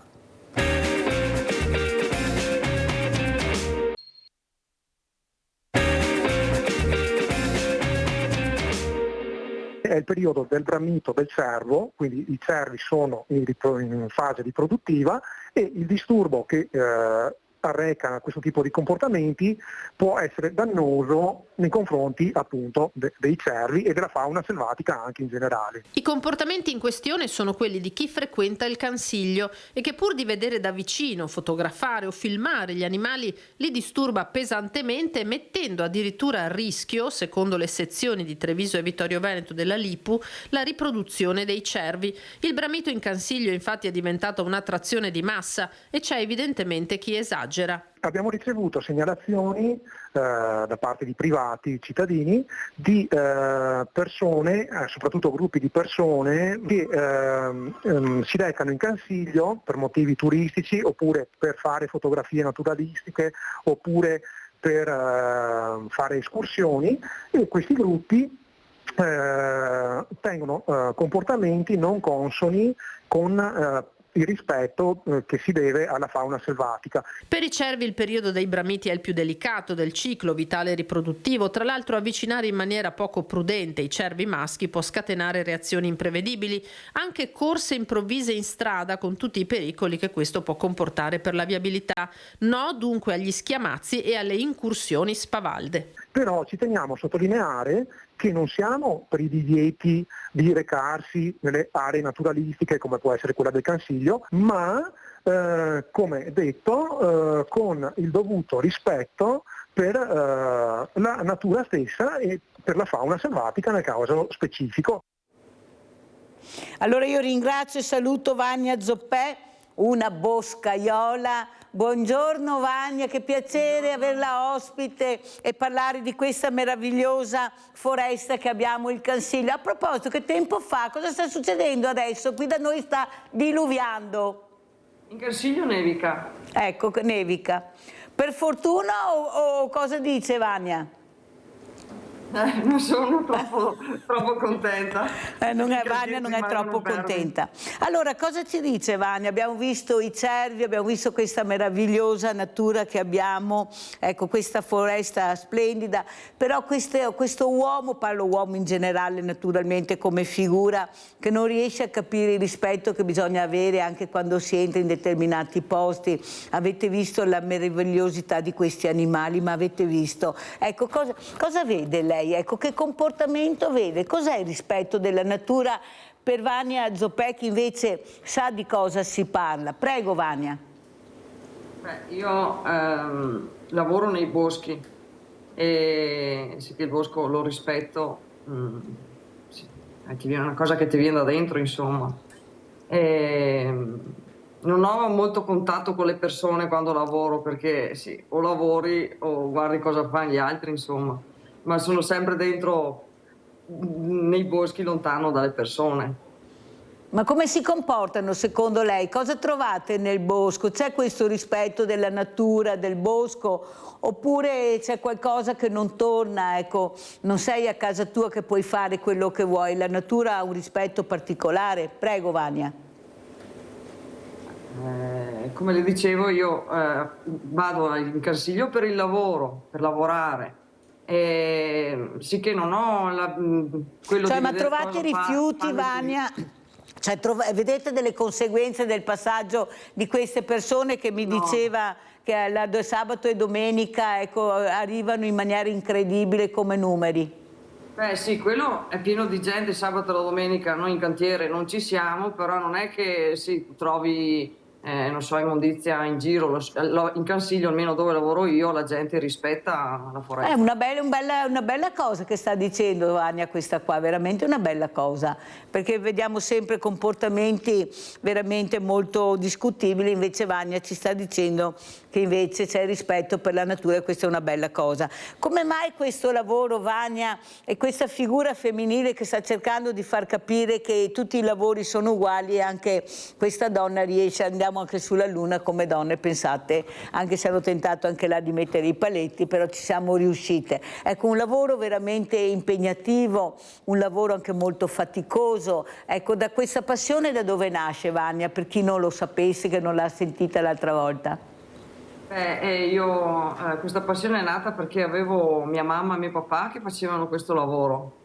Mio papà aveva lui l'impresa con mia mamma, sì che anche mia mamma ha fatto 30 anni la boscaiola. Io ho iniziato a 15 anni a fare questo lavoro, sì che sono ormai 31 anni a giugno che lo faccio. Sono nata nei boschi, io facevo i compiti, mi ricordo quando ero piccola i compiti li facevo sopra una ceppaia. E poi man mano ho iniziato con piccoli lavori perché ero piccola e poi 15 anni fa ho aperto l'impresa per conto mio con mio marito, che però poi dopo qualche mese che avevamo aperto l'impresa lui si era ammalato e poi anche mancato dopo un anno e niente, sono sempre andata avanti da sola e ho 2 figli. Faccio tutto per loro e ho tanta soddisfazione di quello che faccio. Quanto aiuta la tecnologia, la nuova tecnologia? Lei diceva ero bambina che andavo con i miei genitori anche a fare i compiti sotto questi meravigliosi alberi, adesso è cambiato molto, c'è molto aiuto da parte della tecnologia, però è sempre un lavoro faticoso. Prego Vania. Diciamo che allora, come vedete magari in giro su altre zone in Cansiglio certi macchinari non esistono, cioè forwarder, harvester, così non entrano nella foresta del Cansiglio ed è una bella cosa perché almeno la rinnovazione viene salvata e il bosco rimane a posto, insomma, perché anche dove passano certi mezzi non è che poi rimanga tanto bello il bosco. E allora i macchinari sì, cioè vai avanti con la tecnologia, ad esempio una volta mio papà aveva il trattore e solo la motosega e adesso c'è anche l'escavatore che puoi usare. Io ad esempio anch'io ho il processore, quello che fa la sramatura delle piante, però noi lo usiamo in piazzale, non lo portiamo dentro per il bosco. Anche quando è successo Vaia, che aveva la possibilità di entrare nel bosco con quel mezzo, noi non siamo mai entrati, abbiamo sempre tenuto in piazzale in modo che appunto di poter salvare la rinnovazione. Com'è questa natura nel 2026 rispetto a quella che vedeva Vania una volta quando era piccola? Ce lo spieghi? Perché vediamo anche delle immagini, se abbiamo del Cansiglio, è una foresta meravigliosa, questi alberi veramente maestosi, prego. La foresta del Cansiglio per me è bellissima, io anche quando esco la sera dal cantiere mi perdo a guardare le piante. Baia ha fatto un po' di danni, ne ha fatti abbastanza, insomma, ma si può dire che tra quelli che ha fatto in giro siamo stati anche fortunati, che ha preso solo delle zone del Cansiglio. Ma la foresta del Cansiglio è bellissima. Sì. Io ogni sera quando esco dal cantiere ti perdi a guardare. Dove è passato Baia? Cosa si vede, Vania, adesso, a distanza di tempo? Niente, è rimasto niente, sì, sono tutte le ceppaie lì per terra, le piante sono state tolte, ma sì, c'è un po' di rinnovazione che sta crescendo, sì, ma non è bello da vedere, insomma. Non è bello da vedere. Secondo lei questo lavoro potrà appassionare in futuro i giovani? Perché vediamo che c'è forse un ritorno alla natura, all'agricoltura, ai boschi. Come vede la situazione anche in Cansiglio, Vania? Lei ha 2 ragazzi, poi ha detto, cosa dicono questi ragazzi? Io ho mia figlia che ha 21 anni e da quando ho finito scuola lavora nel bosco con me. E quella per me è una soddisfazione grandissima, e penso che anche l'altro figlio, quando vuole, perché lavora da un'altra parte, ma quando vuole verrà a lavorare di qua, e la soddisfazione penso che sia, per me è grande, insomma. E come discorso giovani, sa cosa? Il problema è che i giovani al giorno d'oggi non hanno voglia di far fatica. Loro preferiscono salire nei macchinari perché c'è la tecnologia, non fai fatica, ma io penso che prima di salire su quei macchinari là bisogna iniziare a tirare sulle maniche e far fatica, come a me hanno insegnato, insomma, a battere le piante. Quando mio papà batteva le piante, lui lo faceva con la motosega, io ad esempio battevo i cunei, che la pianta andasse giù, cioè iniziare poco alla volta e poi salire sui macchinari, perché non è perché sali lì hai esperienza, l'esperienza te la devi fare sudando. Secondo lei si potrebbero intrigare proprio cercando anche di accompagnare in un percorso, come dice Vania, educativo, ho iniziato da piccola a imparare cos'è la foresta, cosa sono gli alberi, accompagnata da persone esperte che erano i miei genitori, che mi hanno insegnato il rispetto e il lavoro. Ecco, forse non è che, io lo dico sempre Vania, io non credo che non abbiano voglia di fare questo, è perché forse non li abbiamo preso dall'angolazione giusta, perché se poi, come dicevo prima, iniziamo a 4 anni a dare i cellulari in mano, il telefonino, perché danno fastidio, se piangono, se dobbiamo rispondere ai loro perché, capisce bene che dopo a 14 la prima cosa vogliono salire, ecco, in questi macchinari con la tecnologia, perché questo gli abbiamo messo in mano. Non è che forse anche noi, anche le mamme, soprattutto le mamme, questa figura fondamentale, anche il papà, ma anche la figura fondamentale della mamma, qui lo sta dimostrando Vania che ha perso il marito purtroppo, ecco, deve riuscire a capire che forse è da piccoli che si inizia a insegnare il rispetto, il lavoro e anche la fatica. Dicevo prima, quando ci sto a far fatica, io l'ho detto al Presidente, sì, ma se me la fai una volta l'anno o 2, non è che risolviamo il problema, questi devono far fatica tutti i giorni, non quando qualcuno decide di fargli far fatica. Cosa ne pensa Vania?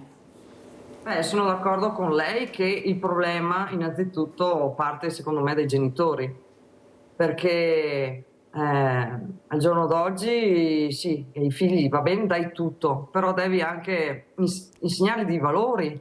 Cioè, i miei sono stati molto severi nei miei confronti, quelli di mio fratello, però è così che vieni su con un certo valore.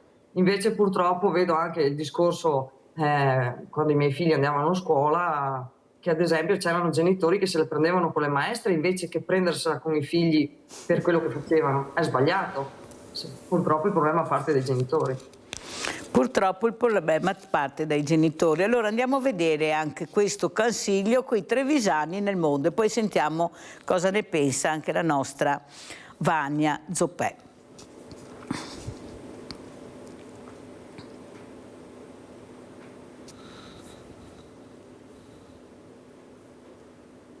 Tanti non tornano, e questo è il problema. Non tornano perché all'estero, in altri paesi, trovano delle condizioni migliori di quello che è in grado di offrire l'Italia.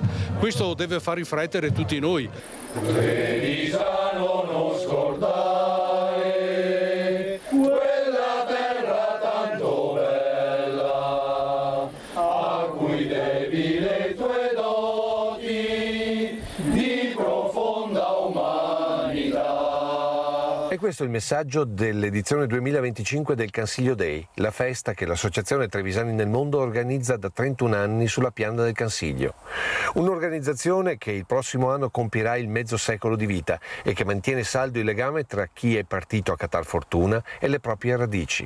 Quest'anno con una novità in più, la presenza dell'ultima sezione fondata in Brasile. Noi di origine italiana che siamo in Rio Grande do Sul ci sentiamo più italiani che brasiliani. Per questo c'è chi vuole tornare dove sono le proprie radici. Resgatar le origini e anche la cultura degli italiani, perché se non fosse per gli italiani il Brasile non sarebbe il Brasile che è ancora. E dobbiamo portare avanti, onorare i nostri antenati e anche fare sapere ai nostri bambini la storia dell'emigrazione, dove sono partiti i nonni e cosa hanno fatto. Raccontare il passato guardando però al futuro, come il ponte tra Treviso e l'Argentina per portare nella Marca trevisani di terza generazione, diplomati o laureati, per dare una risposta alla richiesta di tante nostre aziende. Io spesso dico la provincia di Treviso è la provincia del cercasi, perché girando per le nostre strade troviamo tanti cartelli appesi un po' dappertutto, dove si fa richiesta di personale. Ponti quindi tra stati e continenti che sono anche il primo segnale di pace, come ricordato Monsignor Riccardo Battocchio, vescovo di Vittorio Veneto, presiedendo la celebrazione eucaristica. I confini non siano barriere, siano dei ponti, non è sempre facile, non siamo ingenui, però ecco, fare sì che i confini diventino luoghi di incontro più che barriere di esclusione.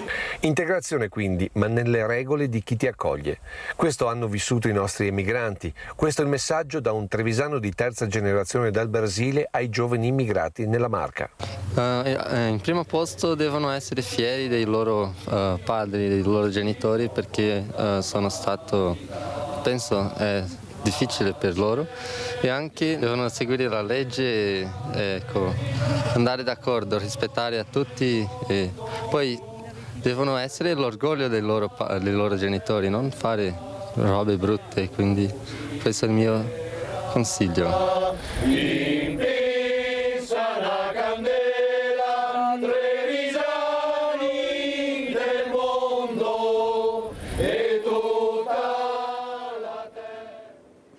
Allora Vania, ho fatto vedere questo servizio per capire l'importanza di questa piana del Cansiglio.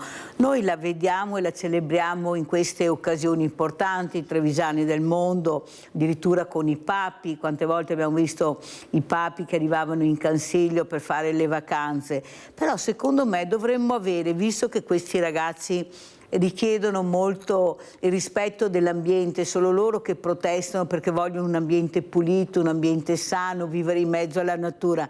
Non è che possiamo fare da ponte tra le grandi città e anche il Cansiglio in educazione anche importante, l'educazione della natura, conoscere gli alberi, conoscere le piante, le erbe. Qui non si conosce niente, Vani, i nostri non sanno niente, pensano che la gallina si compri al supermercato.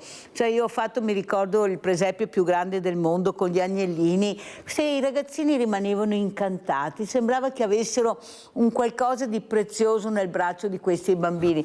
Non è che forse con l'educazione civica, nella maniera giusta, con voi anche come educatori, far capire l'importanza della natura e di questo bene prezioso che abbiamo a 2 passi da casa, Però non è che possiamo andare solo alla domenica. Non so, pensavo anche a volte di portare i nostri diversamente giovani che sono sempre nell'RSA. Ecco, questo bosco meraviglioso. Cosa dice Vania? Secondo lei si potrebbe fare un bel ponte per far capire che puoi respirare veramente la natura a pochi passi da casa? Cioè non è che devo avere delle date ben precise, facciamo sempre date e poi il giorno dopo basta, finito tutto. Prego Vania.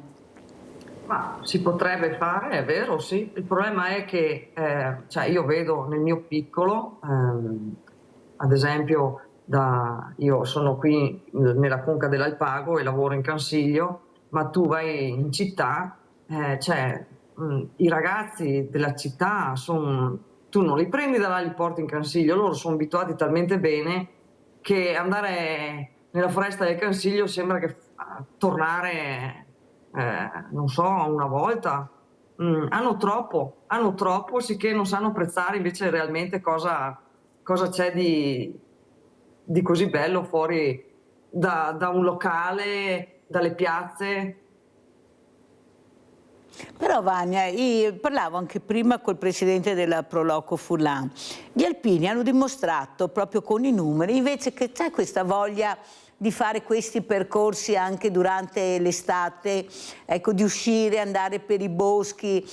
Forse c'è qualcosa che non riusciamo, che forse dobbiamo andarli a prendere noi, perché come dice Vania, loro non vengono da soli, poi sono talmente abituati bene che dice anche no. Però se andiamo a prendere, facendogli capire anche l'importanza di quella settimana, di quei 15 giorni, forse farli diventare anche protagonisti, anche assieme a questi educatori che possono essere anche i boscaioli, perché no? Poi vedremo anche un boscaiolo eroe. È forse questo che manca, la voglia di agire, di fare, da parte chi dovrebbe farlo, sono gli adulti, loro non ce la fanno, Vania, non sono stati abituati, l'ho spiegato, 4 anni diamo il cellulare perché così imparano veramente a rompere meno le scatole e a chiedere il perché, ecco, così diamo e facciamo stare zitti, tanto è vero non parlano più, sono più, tanto nessuno ci ascolta. Ecco, i figli, cosa dicono i suoi figli, Vania? Ecco, vede una differenza tra il figlio, il ragazzo e la ragazza, la sensibilità, come sono? Cosa dicono questi ragazzi che vivono là invece? Ma come le dicevo, purtroppo dai piccoli paesetti alla città cambia il modo di pensare, il modo di vedere le cose, dopo logica che sia qua che in città ci sono i ragazzi, quelli che hanno la testa e quelli che purtroppo vivono un po' così sbadatamente, che dipende sempre dai genitori poi come ti tiri su e poi anche per la strada che prendi, perché dipende anche da quello. È il profumo della segheria, ad esempio, quel profumo che noi sentivamo una volta quando iniziavamo proprio a percorrere le pendici di queste montagne, che è un po' sparito. Com'è in Cansiglio il profumo della segheria, Vania? Come si lavora in segheria? Questo profumo di questo legno meraviglioso, prego. In Cansiglio sì, c'è il discorso della segheria, c'è praticamente il profumo delle piante, che quando fai l'abete rosso si ha un profumo, quando fai l'abete bianco ad esempio puzza perché ha un odore un po' strano, ma stare in mezzo alla natura è una cosa bellissima. Guarda che è la prima volta che lei ci spiega anche i diversamente profumi degli anni. Nessuno ci ha mai detto che l'abete rosso profuma e l'abete bianco non, se non gli addetti ai lavori. Avete sentito? Vorrei sapere a casa quanti di voi sapevano che l'abete bianco puzza invece che profumare, perché per noi gli abeti profumano tutti. Avete sentito cosa ha detto Vania? L'anno scorso ho fatto l'abbattimento di un abete bianco, dentro era un po' marzo, ha buttato fuori tanta di quell'acqua che mi ha riempito i pantaloni antitaglio. Sono stata tutto il giorno con una puzza sui pantaloni e alla sera quando sono arrivata a casa via in lavatrice. Ecco, quante segherie ci sono in Cansiglio, Vania? No, in Cansiglio non ci sono segherie. Neanche una? E dove portate la legna che lei taglia, Vania, dove la porta?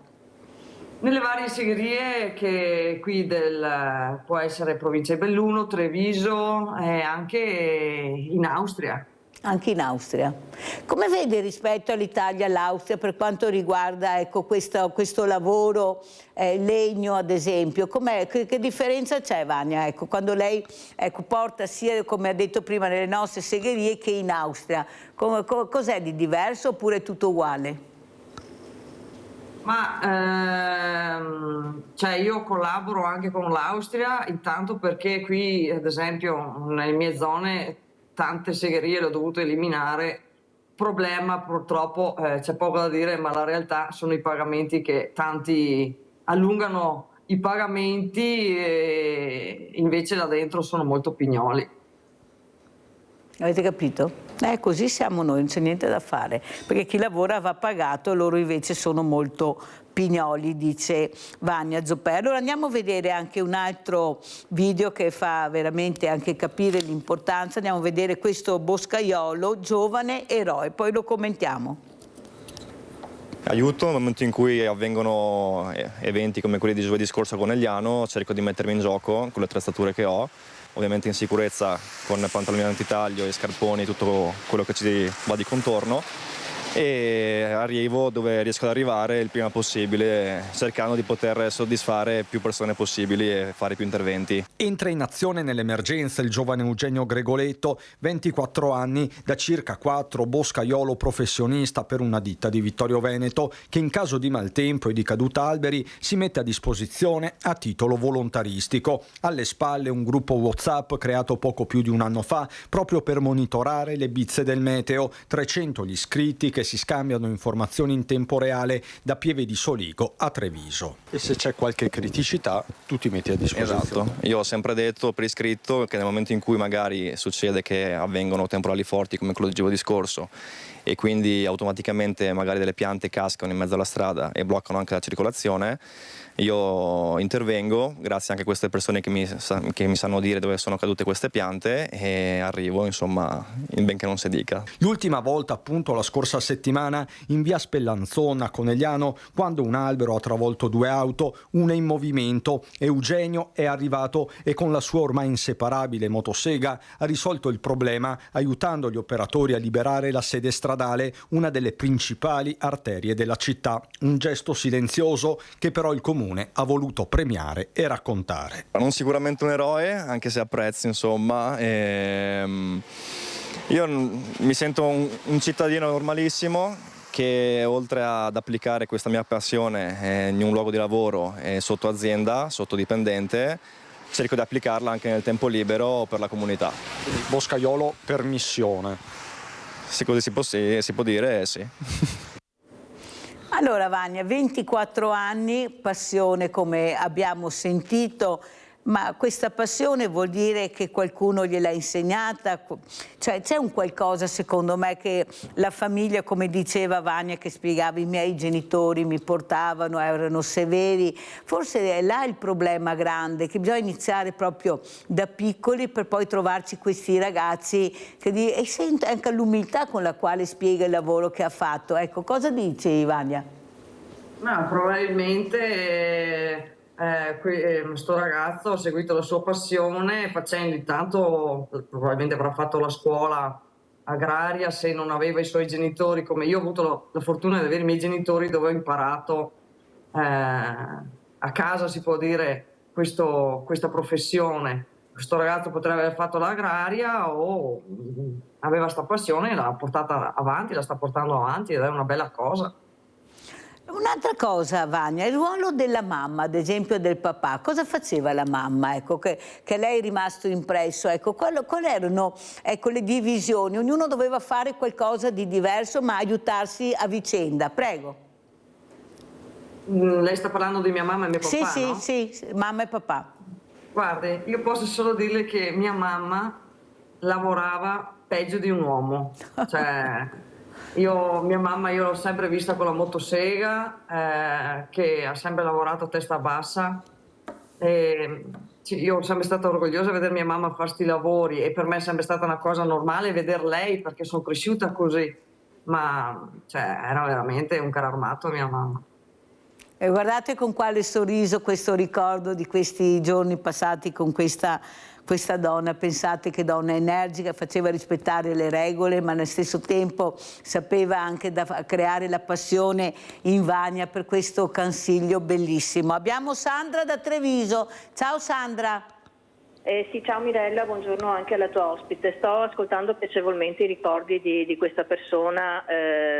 Io ho 60 anni, sicuramente la signora ne ha meno, però abbiamo fatto parte di un pianeta che secondo me oggi come oggi non esiste più, nel senso che ho telefonato più che altro per spezzare un po' una lancia su questi genitori che diciamo concordo nella maggior parte dei casi con tutto quello che è stato detto, però come ripeto, noi siamo vissuti in un pianeta differente, non in un tempo, in un pianeta differente. Per cui oggi, cioè una volta c'erano i genitori che seguivano i figli in bottega, nei campi, nelle attività artigianali, in tutti i contesti che facevano parte di un mondo che era ancora fondamentalmente rurale. Adesso i genitori fanno gli impiegati, le commesse, devono lavorare in due perché gli affitti in mutui sono quelli che sono. La scuola viene tra virgolette considerata un parcheggio, ma come potrebbero fare diversamente se la mamma deve stare a casa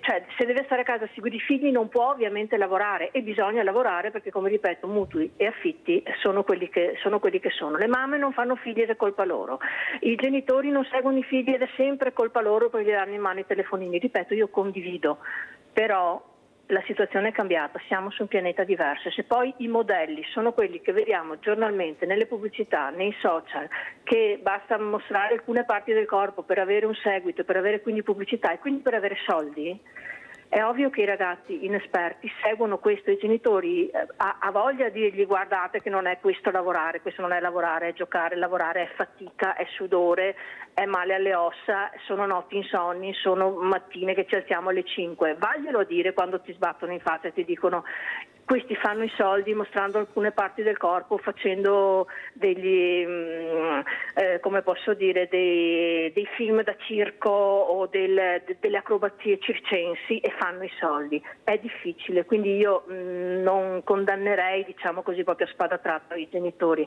È tanto difficile, non so se oggi io da sessantenne riuscirei a tenere botta con i ragazzi di oggi. Vi ringrazio. E vi Grazie a te invece, Sandra, proprio una bella telefonata. Sentiamo prima come commenta Vania quello che ha detto la nostra Sandra da Treviso. Non è come semplice, un pianeta diverso, un mondo diverso.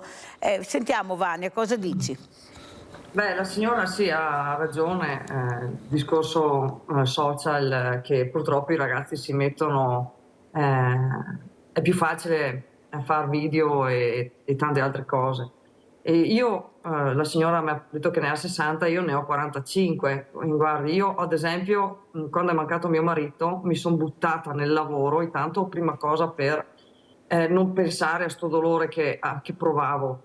E sì che i miei figli, mi ricorderò sempre, e fa male, quando i figli ti dicono la sera quando arrivi: mamma, tu non ci guardi mai, tu pensi solo al lavoro. Io ho lavorato tanto, lavoravo 13-14 ore al giorno, da lunedì al lunedì, ho sempre lavorato tantissimo, e sì che i miei figli li vedevo veramente poco. Però se quel poco che tu li vedi, un insegnamento gli dai, e delle regole anche gli dai, probabilmente qualcosa nella testa entra anche. Guarda Vania, sono perfettamente d'accordo con quello che hai detto, perché a mio avviso non è la quantità del tempo, è la qualità del tempo che tu dedichi ai tuoi figli. Il problema è, Sandra, non tutti, perché abbiamo anche dei bravi genitori, delle bellissime famiglie, gli esempi li abbiamo, il problema è che ci fanno vedere quelli brutti, però proprio su quelli brutti vorrei soffermarmi. Cioè, quando questo genitore entra a scuola e, come dice Vani, invece di prendersela con il figlio, se la prende con l'insegnante per il voto, per il comportamento, proprio non ci siamo. Non è che tuo figlio deve avere sempre comunque ragione, lascia che la scuola faccia la scuola e tu fai il genitore. Oppure tuo figlio rientra ubriaco, fragile, e tu non vuoi vedere, perché vedere vuol dire impegnarsi, capire come mai tuo figlio arriva in quelle condizioni, cosa fa, come si comporta. Mio figlio era un bravo ragazzo, bisogna vedere se a 200 all'ora con amici dentro tuo figlio era proprio un bravo ragazzo. Ecco, capisci che il ruolo del genitore dovrebbe essere in funzione a quello che tu pensi che tuo figlio deva essere, il rispetto per se stesso, per la famiglia, per la natura, perché quando tuo figlio esce è la famiglia che esce, sono i genitori. Io mi ricordo che ho avuto un prete, proprio del Consiglio si parlava, o non mi ricordo chi, Vania, che ha detto: noi vediamo sempre le scuole che arrivano e i professori, e vediamo il professore e il professore che ha insegnato il rispetto, le regole, il comportamento, è il professore superficiale, i ragazzi tengono un altro comportamento, li vediamo, non serve guardare oltre, guardiamo subito. E lo vedi. Allora capisci, Sandra, che tutti quanti dobbiamo fare il nostro ruolo. Il genitore deve fare il genitore con delle regole ben precise. Non può essere che tu hai i ragazzini fuori alle 2, alle 3 della mattina e dici ma il mondo che va così. No, il mondo non va così perché è un minore. E tu sei responsabile di quel minore, del comportamento che tiene quel minore finché non compie 18 anni. È troppo facile dare la colpa a quei, ma se tuo figlio beve ci sarà un motivo, vedrai che beve. E ti ripeto che uno spritz costa minimo 4-5 euro. Chi dà i soldi per bere questi spritz, per sballare il sabato sera? Gli date la paghetta a 8 anni, perfetto, poi vediamo i risultati. Cioè c'è qualcosa che veramente è come se il genitore avesse tutto il diritto nel 2026 a essere un genitore del 2026. Cosa vuol dire essere un genitore del 2026 rispetto a un genitore di una volta che si facevano un mazzo così, che avevano 10-12 figli, ma le regole erano regole, il rispetto era rispetto, la tavola era tavola. Ma vi sembra che ci sia la tavola a pranzo o a cena? Adesso c'è più niente. Non sanno neanche cosa mangiano. Cioè non è che sia colpa sempre di questo ragazzo che poi sbaglia. Cosa ne pensi, Vania? Sì, cioè secondo me, l'ho detto anche prima, parte dai genitori. Dopo non è detto che magari ci sono anche genitori che fanno sacrifici, fanno di tutto per i figli per insegnare i valori. Purtroppo c'è chi segue la strada giusta e chi invece vuole una vita sbandata, perché purtroppo c'è anche quello. Genitori che fanno di tutto per i propri figli per insegnargli certi valori, ma se quello prende una brutta piega, una brutta strada, là non ci fai niente. Sì, ho capito, e quello ci sarà sempre, quello che vuole vivere da barbone, ed è una scelta. Però noi dobbiamo vedere anche, visto che ne abbiamo anche pochi, di vedere cosa funziona e cosa non funziona in queste famiglie, perché è inutile che se iniziamo a portarli nei centri commerciali a 4 anni invece di portarli nei boschi, perché non mi interessa, non voglio.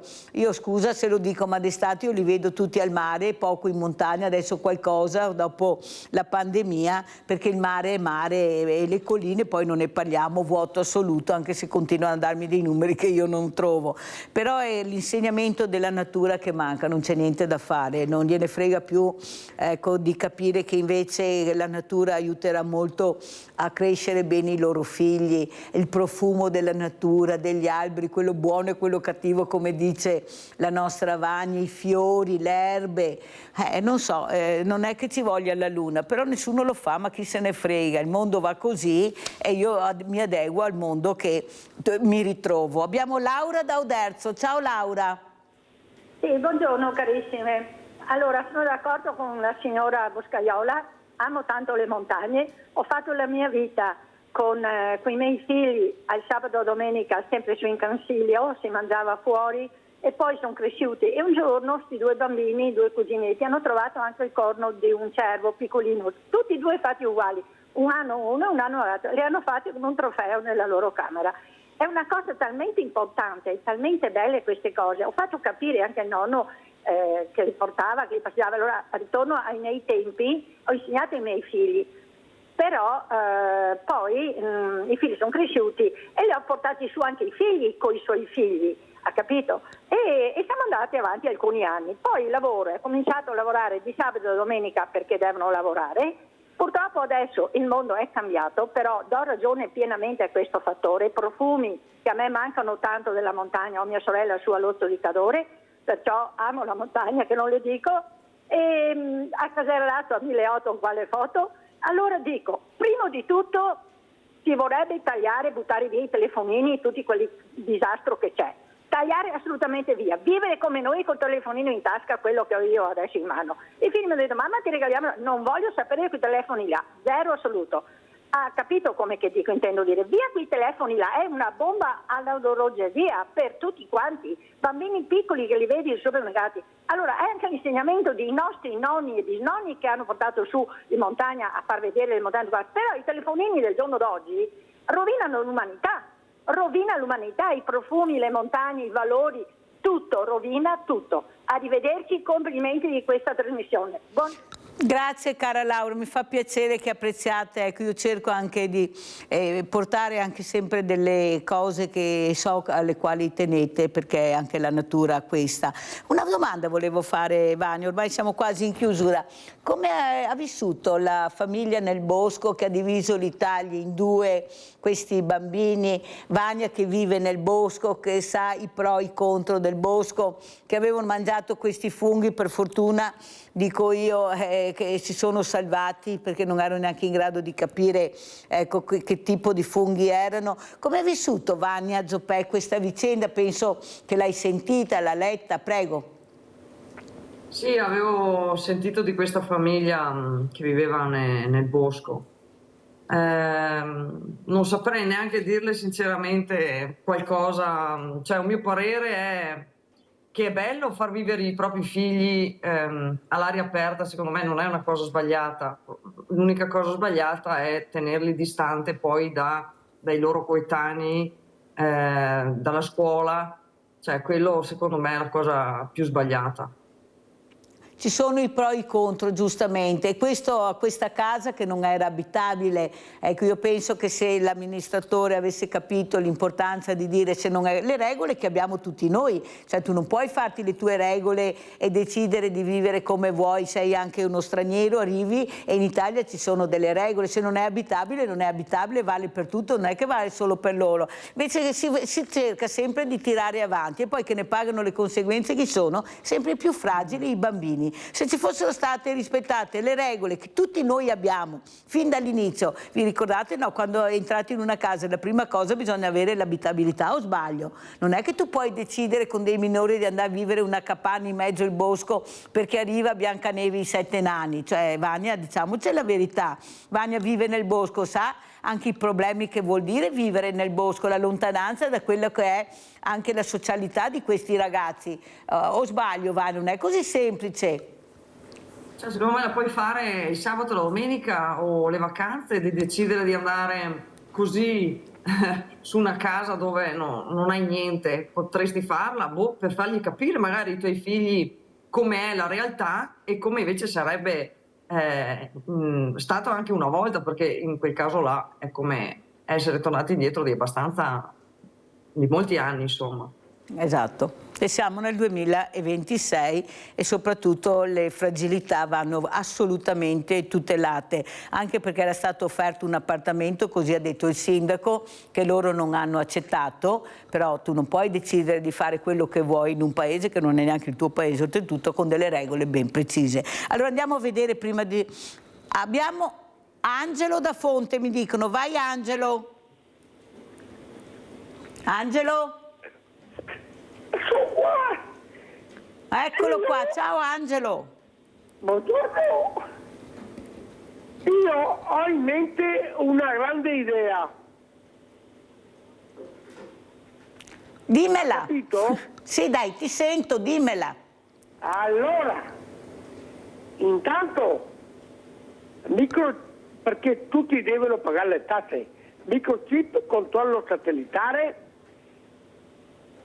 soprattutto ai stranieri, a quelli che sono stati in prigione, a quelli che hanno violentato le donne.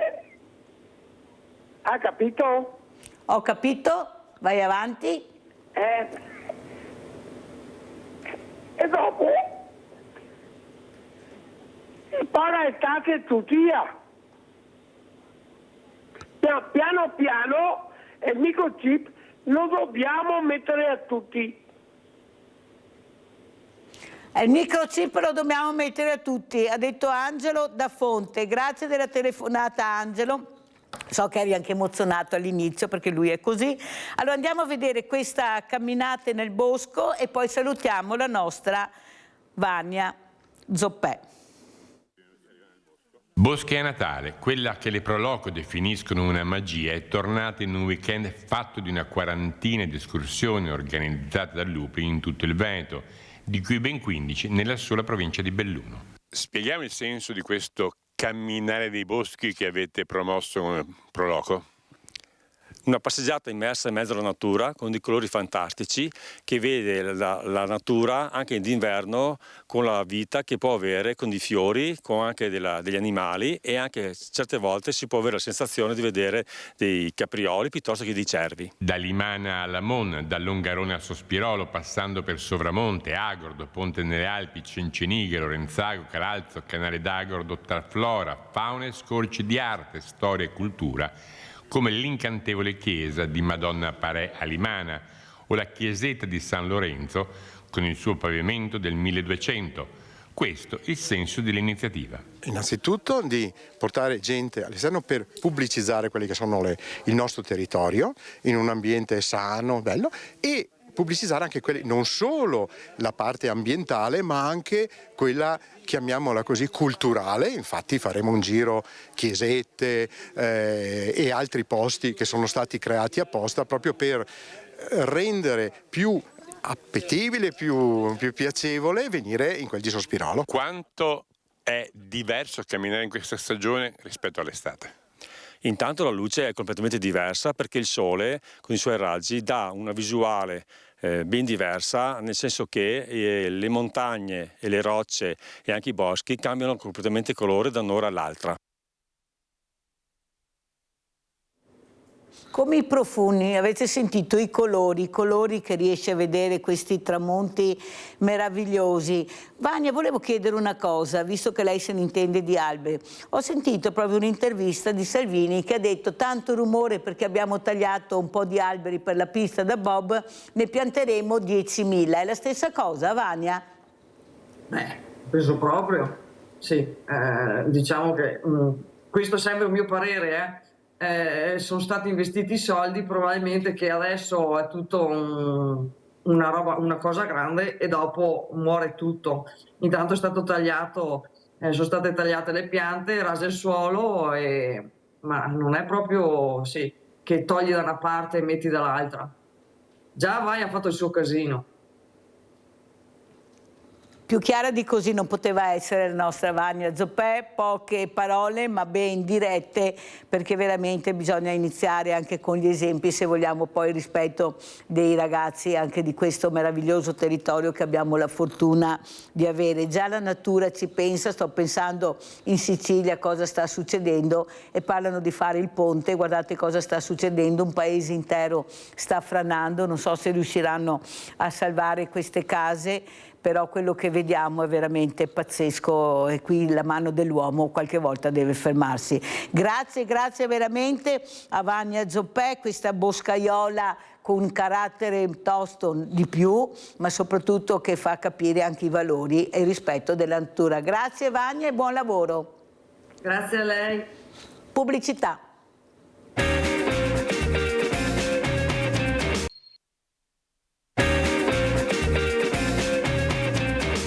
Le persone ricevono di colpo tanta posta e risalente anche a tanto tempo fa. C'è stata una riorganizzazione con dei tagli molto corposi che ha fatto sì che quando arriva una grande quantità di roba, il portalettere, avendo il 25% di territorio, non è solo di lavoro, di territorio in più, si trova a avere maggiori difficoltà a completare le cose. Di conseguenza, ahimè, non si riesce a fare tavolo pulito e qualcosa resta indietro. Così Cristina D'Avanzo della SLC CGL Area Servizi Postali, in risposta alle molteplici segnalazioni arrivate anche alla nostra redazione circa il ritardo nell'arrivo della posta, specie nel mese di dicembre. La riorganizzazione di Poste Italiane, spiega, con l'assegnazione ad ogni portalettere del 25% di territorio in più e la contemporanea mancata conferma di personale a tempo determinato nel periodo di picco, tipicamente appunto nel mese di dicembre, ha visto sia ritardi che arrivi di plichi di posta tutti in una volta sola, che hanno portato alle proteste di molti utenti. Eravamo arrivati in periodo di picco di lavoro.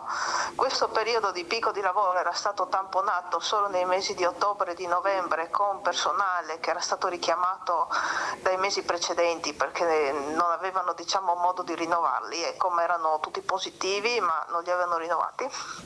Solo che queste persone hanno finito a novembre, quindi ci hanno lasciato nel mese di dicembre completamente scoperti e quindi può capire le assenze, che sono assenze giustificabili perché siamo in picco di influenza, io sono uno di quelli. E Natale, Black Friday, insomma periodo di dicembre, gli auguri di Natale che parli no, ma arrivano ancora. E tutto quello che può arrivare in più nel mese di dicembre è stato fatto senza la copertura di questo personale a tempo determinato. Di conseguenza noi abbiamo lavorato più che sotto organico. Allora, con questo tempo è saltato anche l'ultimo ospite che doveva esserci, ma non importa, andiamo avanti con la trasmissione. Quello che volevo capire è cosa funziona in Italia per noi, i servizi che abbiamo. Voi andate alle poste e guardate come siamo presi tutti, dappertutto, e delle volte uffici obsoleti, pochissimo personale, non si riesce a capire. Eppure noi paghiamo questi servizi, li strapaghiamo a volte per ricevere in cambio cosa? Io veramente, avete sentito cosa è successo a dicembre, ma dappertutto avete sentito anche le telefonate che abbiamo ricevuto anche tempo fa, che questi avvisi che non arrivavano, poi paghi in ritardo e succede il finimondo. Ma io voglio capire a questo punto cosa dobbiamo fare per far capire che noi abbiamo tutto il diritto di avere per quello che paghiamo un servizio decente. Questa è la verità. Adesso le raccomandate arrivano a tutte le ore del giorno e della sera, perciò devi essere fortunato a essere a casa, sennò poi andare negli sportelli diventa un trauma nel vero senso della parola. Se poi basta una virgola non riesci neanche ad avere la raccomandata perché magari il nome non corrisponde, ma basta che schiacci un bottone e vedi c'è una carta d'identità, c'è un qualcosa che puoi capire chi è quella persona che hai di fronte. Delle volte persone anche non preparate che non sanno gestire le situazioni, computer in tilt.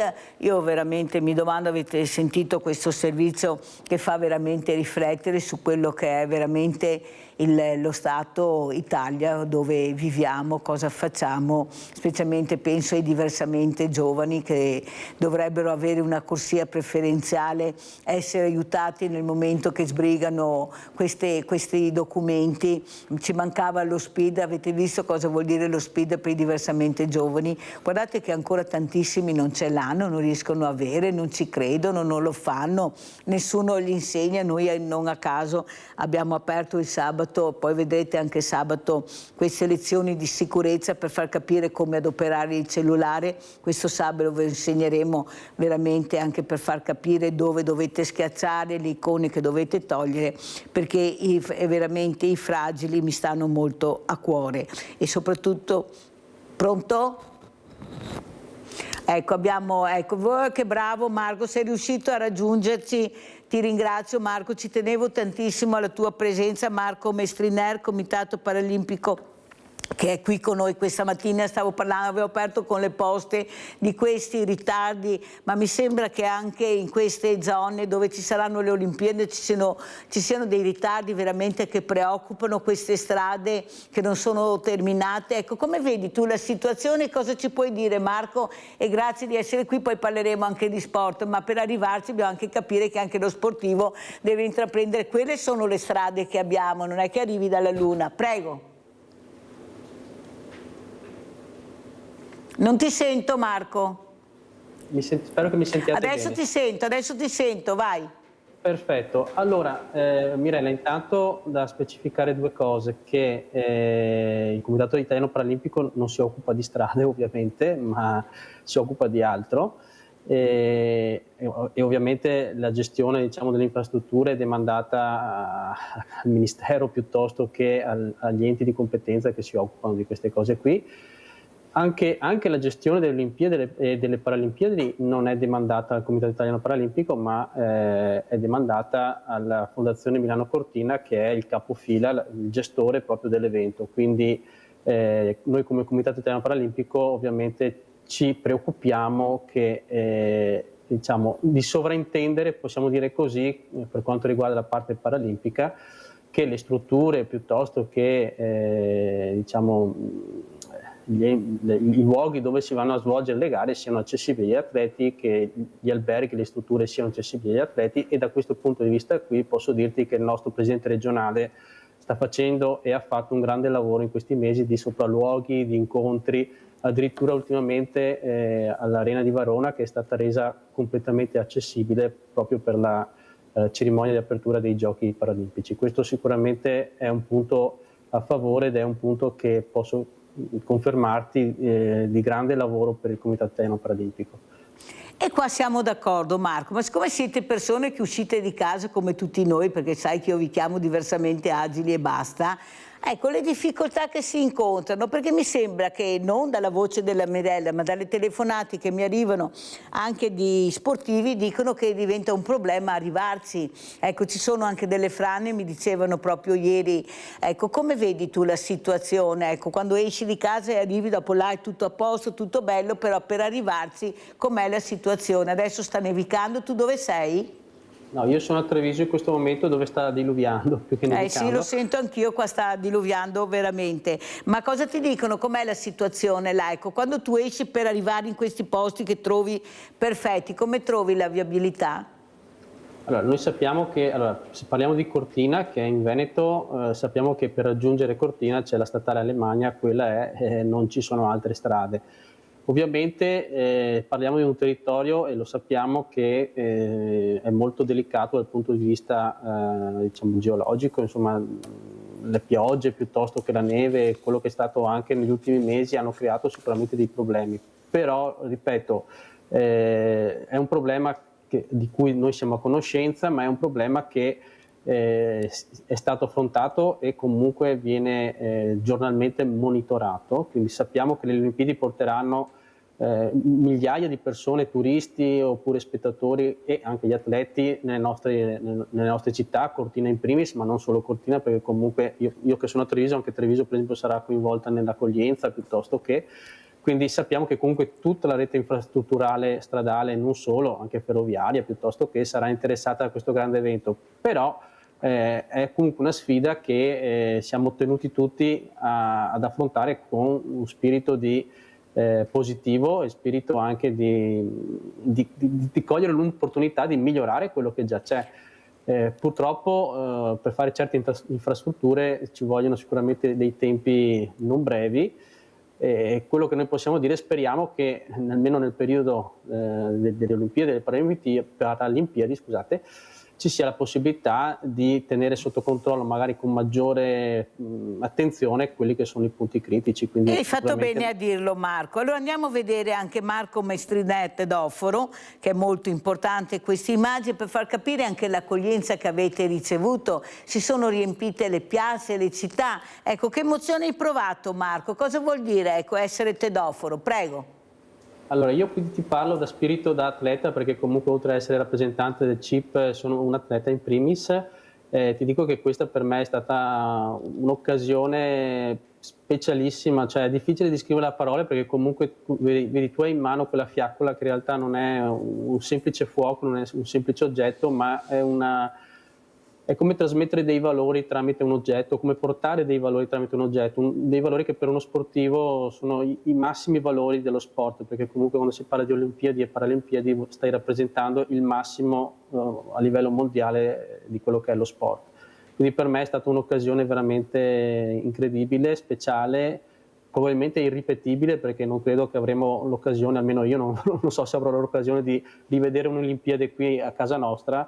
Quindi veramente l'ho vissuta quasi come fosse un sogno, come fosse una cosa quasi surreale, ma bellissima. Infatti vedete che poi correre con le persone che ti accompagnano, attorno a me c'erano i cosiddetti Flame Angels, che addirittura erano quelli che dovevano proteggermi da eventuali, la fiamma soprattutto, ma proteggere insomma il Tedoforo da eventuali diciamo, aggressioni o ingressi, proprio non, perché comunque c'era tantissima gente, anche se l'immagine sembra di no, ma c'era avresti immaginato gente. Di trovare così tante persone? È vero che è un evento mondiale, ma veramente c'è stata una partecipazione di pubblico incredibile dappertutto. Forse anche staccare la spina e ritornare ai valori è molto importante, è quello che trasmette lo sport, o sbaglio, Marco? Esattamente. Poi le persone sono molto affezionate a quelli che sono i valori olimpici e alle Olimpiadi in particolare, perché comunque io qui ero in provincia di Belluno, quindi ho fatto un tratto che era a Trichiana, poi siamo andati a Belluno per l'accensione del braciere vero e proprio e c'erano migliaia di persone,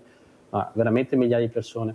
E quindi io devo dire che è una cosa, come dicevo prima, molto molto sentita dalle persone. Lo sport riesce a trasmettere, io lo dico sempre, che lo sport è un messaggero che non ha bisogno di parole, quindi solo vedere la fiaccola olimpica che non parla, okay, riesce a trasmettere probabilmente un messaggio molto più forte che un discorso magari fatto da una persona su un palco, piuttosto che la fiamma olimpica proprio è portatrice di messaggi importanti e le persone lo sentono e lo vivono, perché comunque vedete, venivano a farci le foto i bambini con me, cioè è stata una cosa molto particolare, difficile anche poi da descrivere, un'emozione veramente particolare.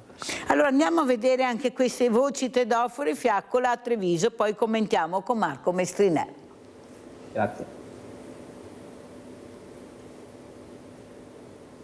1956, ma lì quanta gente c'era? Eravamo in pochi, noi che eravamo lì, quei pochi che erano stati chiamati perché arrivava la fiaccola. Ricorda così Lilla Rigatti, ex cestista e della massima serie sciatrice e allora guardiana della fiamma, il passaggio della torcia per le Olimpiadi di Cortina di 70 anni fa. Altro che 4.000 spettatori lungo il percorso e in Piazza dei Signori, e soprattutto altro che tedofori ogni 200 metri da Viale Vittorio Veneto a Piazza Borsa. Oggi per chi è stato selezionato l'emozione era davvero tanta per un giorno che difficilmente dimenticherà, come per il secondo tedoforo, il cui nome è legato ad un'importante catena commerciale. Com'è stata? Bellissimo, un'esperienza magnifica. A ieri sera non avrei pensato... Ma è più emozionante portare questa fiaccola o portare avanti una catena di supermercati? Dio, penso che sia emozionante e sia fatica per tutte e due le cose. Sono stato selezionato per essere qui oggi, perché è appunto un bel posto dove essere ed è il posto giusto dove essere per rappresentare i valori dello sport. L'emozione è pazzesca perché, ribadisco, in realtà non porti un oggetto, porti i valori e lo spirito olimpico in giro per l'Italia. Valori sportivi da trasmettere con il passaggio della fiamma ai tanti giovani presenti, ma valori che sono la quotidianità di chi ha dedicato la propria vita allo sport. Le Olimpiadi sono l'evento più importante a livello sportivo mondiale da sempre, di conseguenza è una bella responsabilità, però è anche un bel onore e bisogna esserne fieri. Sappiamo tutti che lo sport incarna i valori più puri, ma i valori anche di ogni giorno, della quotidianità, quindi, ma io penso che i giovani comunque, anche i giovani di adesso, capiscano questo sempre di più. Io spero di esserlo stato, un buon esempio di esserlo, ma ce ne sono tanti altri. Esempio sottolineato anche da uno dei rappresentanti del Comitato Olimpico, il professor Franco Ascani. Il valore simbolico del fuoco olimpico, della fiamma olimpica, che coinvolge i giovani, che emoziona i giovani e gli anziani, e quello è un momento per valorizzare questa educazione di cui i nostri giovani hanno molto bisogno, e attraverso l'olimpismo, che è uno stile di vita, attraverso lo sport, che io definisco un movimento globale al servizio dell'umanità, sono dei valori importanti e fondamentali per la crescita delle nuove generazioni. Marco Mestrinè, ti ritrovi in queste parole, ecco, soprattutto la parola valori, è questo che forse dobbiamo trasmettere ai giovani, ecco, questo sport che vuol dire regole, disciplina, ma vuol dire anche felicità, partecipazione, squadra. Prego Marco.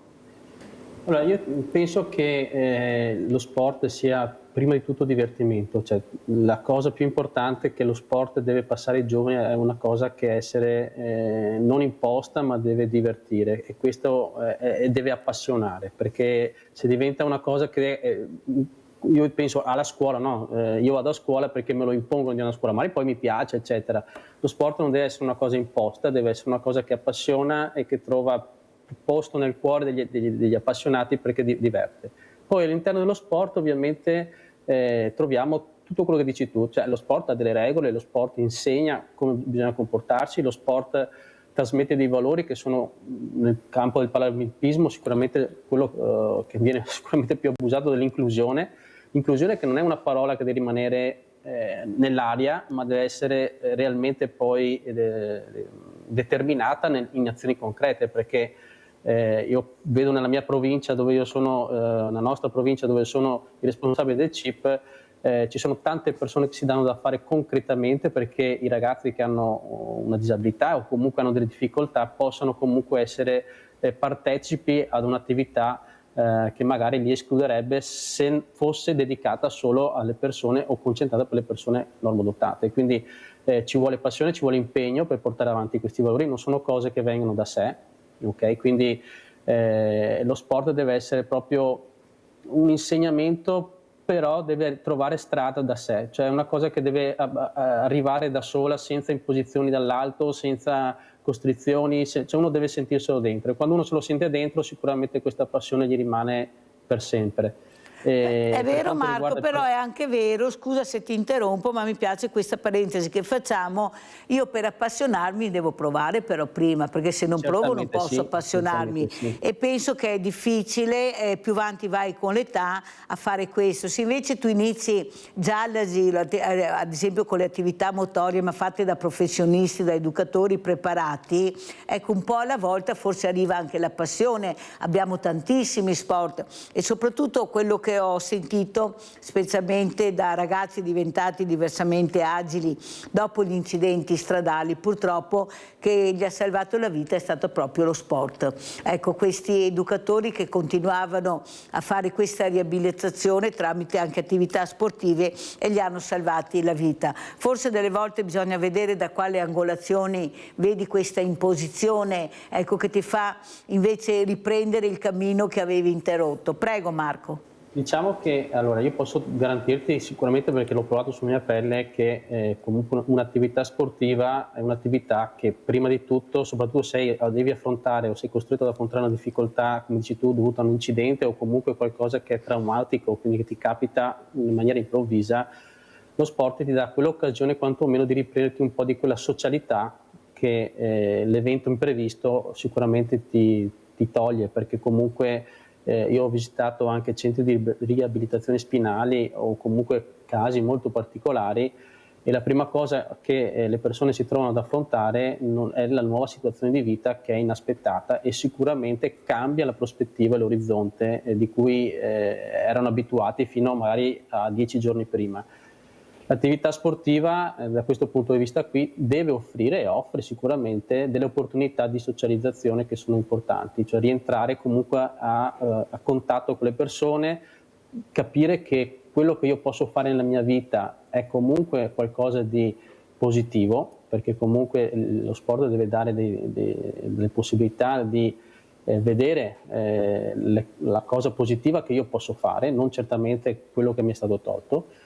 E da questo punto di vista qua il Comitato Italiano Paralimpico si impegna da tantissimi anni, ma ancora oggi ancora di più, per diffondere proprio e far vedere le possibilità, in questo caso nella nostra provincia, che sono a disposizione di queste persone che hanno magari possibilità e voglia di intraprendere un percorso sportivo.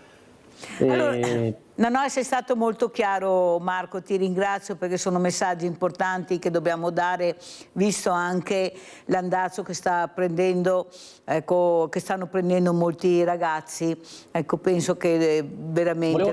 Mirella, volevo solo darti un dato. Tieni conto che a livello regionale attualmente ci sono circa, la percentuale si attesta circa il 10% di persone con disabilità che si avvicinano a un'attività sportiva, quindi vuol dire che abbiamo un bacino del circa 90% di persone con disabilità che può essere, diciamo, congenita o traumatica, quindi derivata da un incidente o quant'altro, che non si avvicinano o che non si sono ancora avvicinate a un'attività sportiva. E qui c'è tutta una serie di motivazioni da cui possiamo andare a vedere. Cioè, la prima sicuramente è che è difficile alle volte capire dove andare alla ricerca di queste informazioni, perché l'ho provato sulla mia pelle, insomma non è sempre facile ricevere le informazioni corrette, soprattutto dal sistema sanitario. Una volta, ti parlo 10 anni fa, quando è successo a me, 10-15 anni fa, addirittura lo sport era una cosa non considerata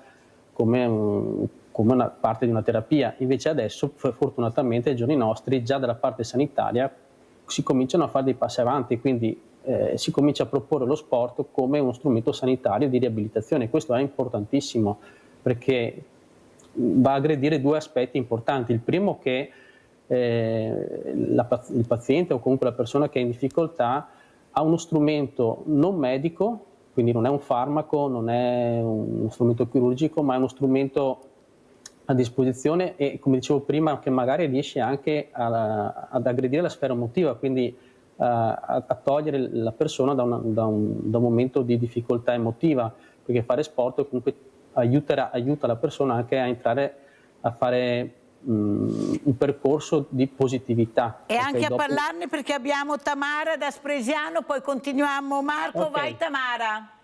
Ciao Mirella. Ciao. Mirella, volevo chiedere una cosa al tuo ospite. Sì. Ho visto che è tanto giovane, per cui penso che lo sport ti piaccia fare.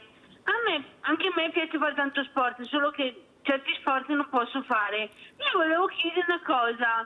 Lo sport è un antidepressivo o uno scaricamento di nervoso o un rilassamento per la persona? Perché io in questo periodo sono tanto nervosa e volevo chiedere che sport posso fare per essere più tranquilla, rilassata, non rispondere indietro alla gente. Aspetto una tua risposta. Ciao Mirella. Ciao cara Tamara. Hai sentito cosa ti ha detto Tamara? Che sei molto giovane. Vai Marco. Lo prendo come un complimento, Mirella. Bravo. Allora, cercando di dare una risposta a Tamara, allora, la prima cosa è da capire un po' qual è. Io parlo sempre di passione, cioè cosa a una persona piace fare, perché se uno per esempio dice a me piace andare in bicicletta, non occorre tanti strumenti, prendo la mia bicicletta e conosco tantissime persone e magari comincio a pedalare, ovviamente dove posso farlo, e già quello comincia a essere un'attività sportiva. C'è chi va a correre, io parlo delle cose più facili che posso mettere in piedi. Poi se si vuole qualcosa di più strutturato, ovviamente si può scegliere, diciamo, una società sportiva vicino a casa o comunque accessibile a livello di spostamenti, di logistica, e scegliere un'attività che secondo i miei gusti può essere quella che si avvicina più alle mie passioni.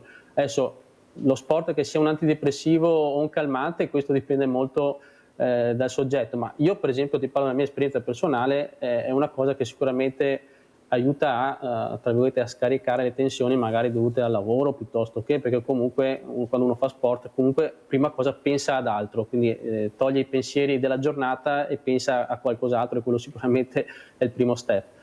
Io punterei più su un'altra cosa anche, cioè tenete conto che nella nostra società parliamo di persone con disabilità e non, quindi indistintamente è una società molto molto sedentaria, quindi più le tecnologie avanzano, ci aiutano, ma ci obbligano molto spesso a stare seduti davanti a un monitor. Quindi anche il fatto di potersi muovere dopo magari una giornata seduta su una sedia sicuramente aiuta il fisico a avere, diciamo, dei benefici. Tamara, muoviti, cerca di muoverti, che non costa niente fare delle belle camminate anche se non vuoi fare altro, perché ti fanno solo che bene. Allora andiamo a vedere questa fiaccola olimpica a Cortina, perché dovevamo farla vedere, poi salutiamo Marco Mestrinar.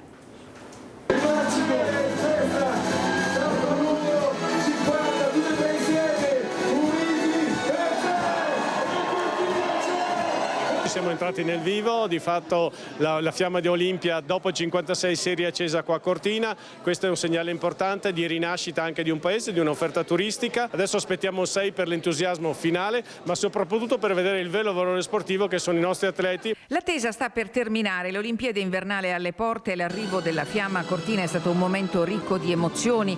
In largo posto molta gente assiepata per l'applauso ai 3 tedofori, simbolo dei giochi del 56. A Cortina dei tedofori d'eccezione hanno portato la fiaccola e hanno acceso il braciere, e a simboleggiare la tradizione, no? Grande valore del nostro territorio e la consegna dei valori olimpici. Questi sono dei messaggi importanti in un mondo di conflitti.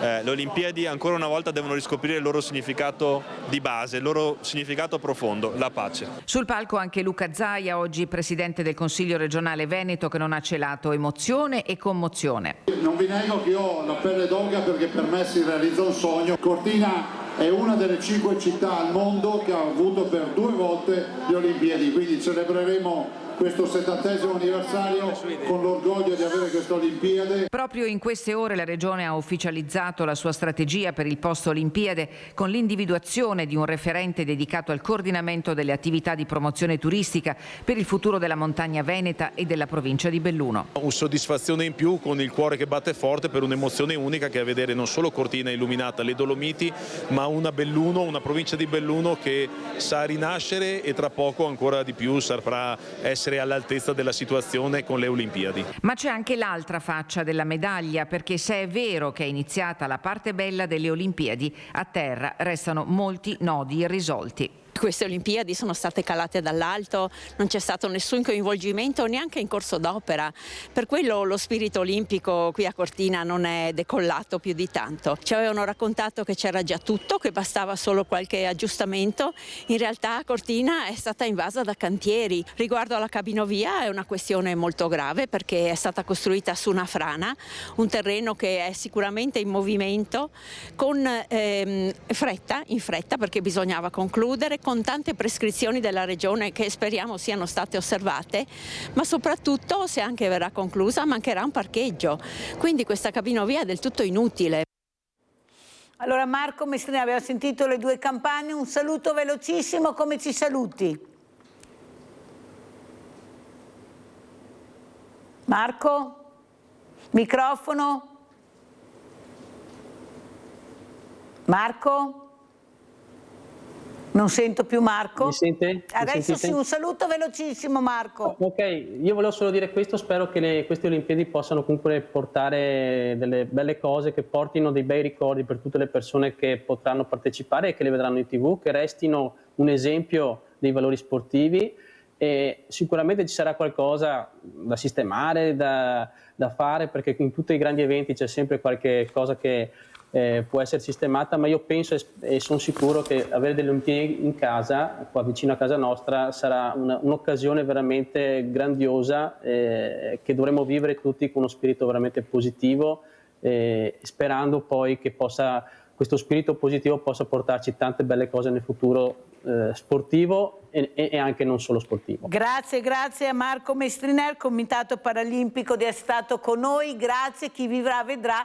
Vedremo cosa ci riserverà, come ha detto l'ex presidente della regione Luca Zaia, è un mio sogno realizzato, vedremo dopo quale sarà il nostro sogno quando ci sveglieremo. Grazie, pubblicità.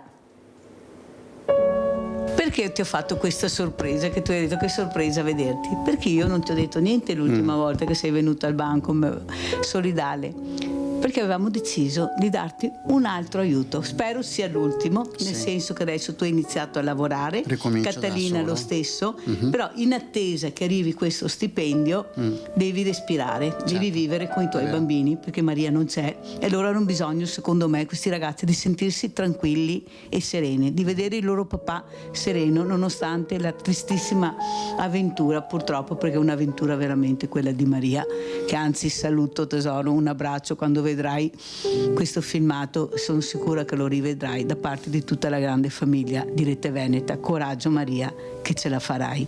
Ascolta Benedetto, cosa vuol dire per te sentirsi una famiglia attorno che sai dove puoi contare? Tu hai la tua, ma ne hai trovato un'altra? Ne ho trovato un'altra, in realtà è una seconda parentela la vostra, perché quando vi penso, 3 anni fa non pensavo, quando vi penso riconosco in voi vicinanza, solidarietà, concretezza, quella simpatia che vedo nei tuoi collaboratori, in Elvira, la Britannica, oppure nelle altre, e quando volontari, quando vedo il loro sorriso è come uno sprone, uno stimolo per me continuo.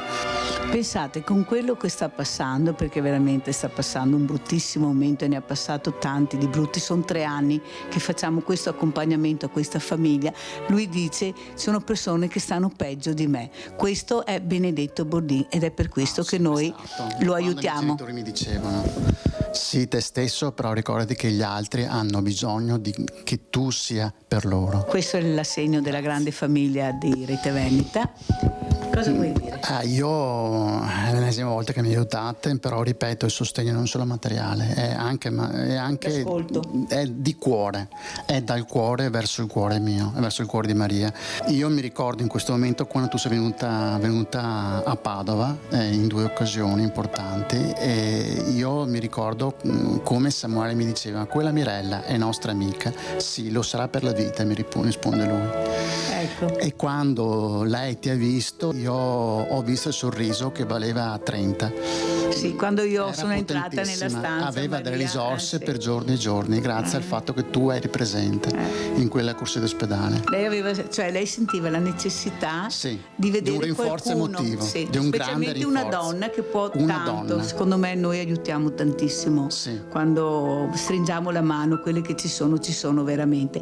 Ascolta Benedetto, io vedo un'altra cosa, tutto bello pulito, ma tu sei Quasi. proprio un bravo marito allora. No, sono un maschio. Guardate le pentole lucide. No, devo proprio stanza pulita. devo tendere al miglioramento perché come maschio Maria quando che torna esatto, ogni volta che mi telefona, tu hai fatto questa roba qua, quest'altra, sei una femmina giustamente. Ascolta, di qualcosa a tua moglie. Maria, io spero che questa volta sia la svolta. Spero che tu possa tornare con condizioni di salute ottimali, così da poter vedere in te e negli altri quello che io vedo in te, cioè la speranza che sta rivitalizzando, si sta rifiorendo. Credi nei tuoi amici, credi nei tuoi familiari, soprattutto credi nei medici che hanno una valenza e una forza capace di farti tornare come eri 4-5 anni fa. È un ciao, è un abbraccio, è un grande bacio che voglio darti tramite le telecamere di Rete Veneta, sapendo che loro sono vicini a te e sono capaci di darti quella forza che forse oggi non hai, ma che avrai in futuro.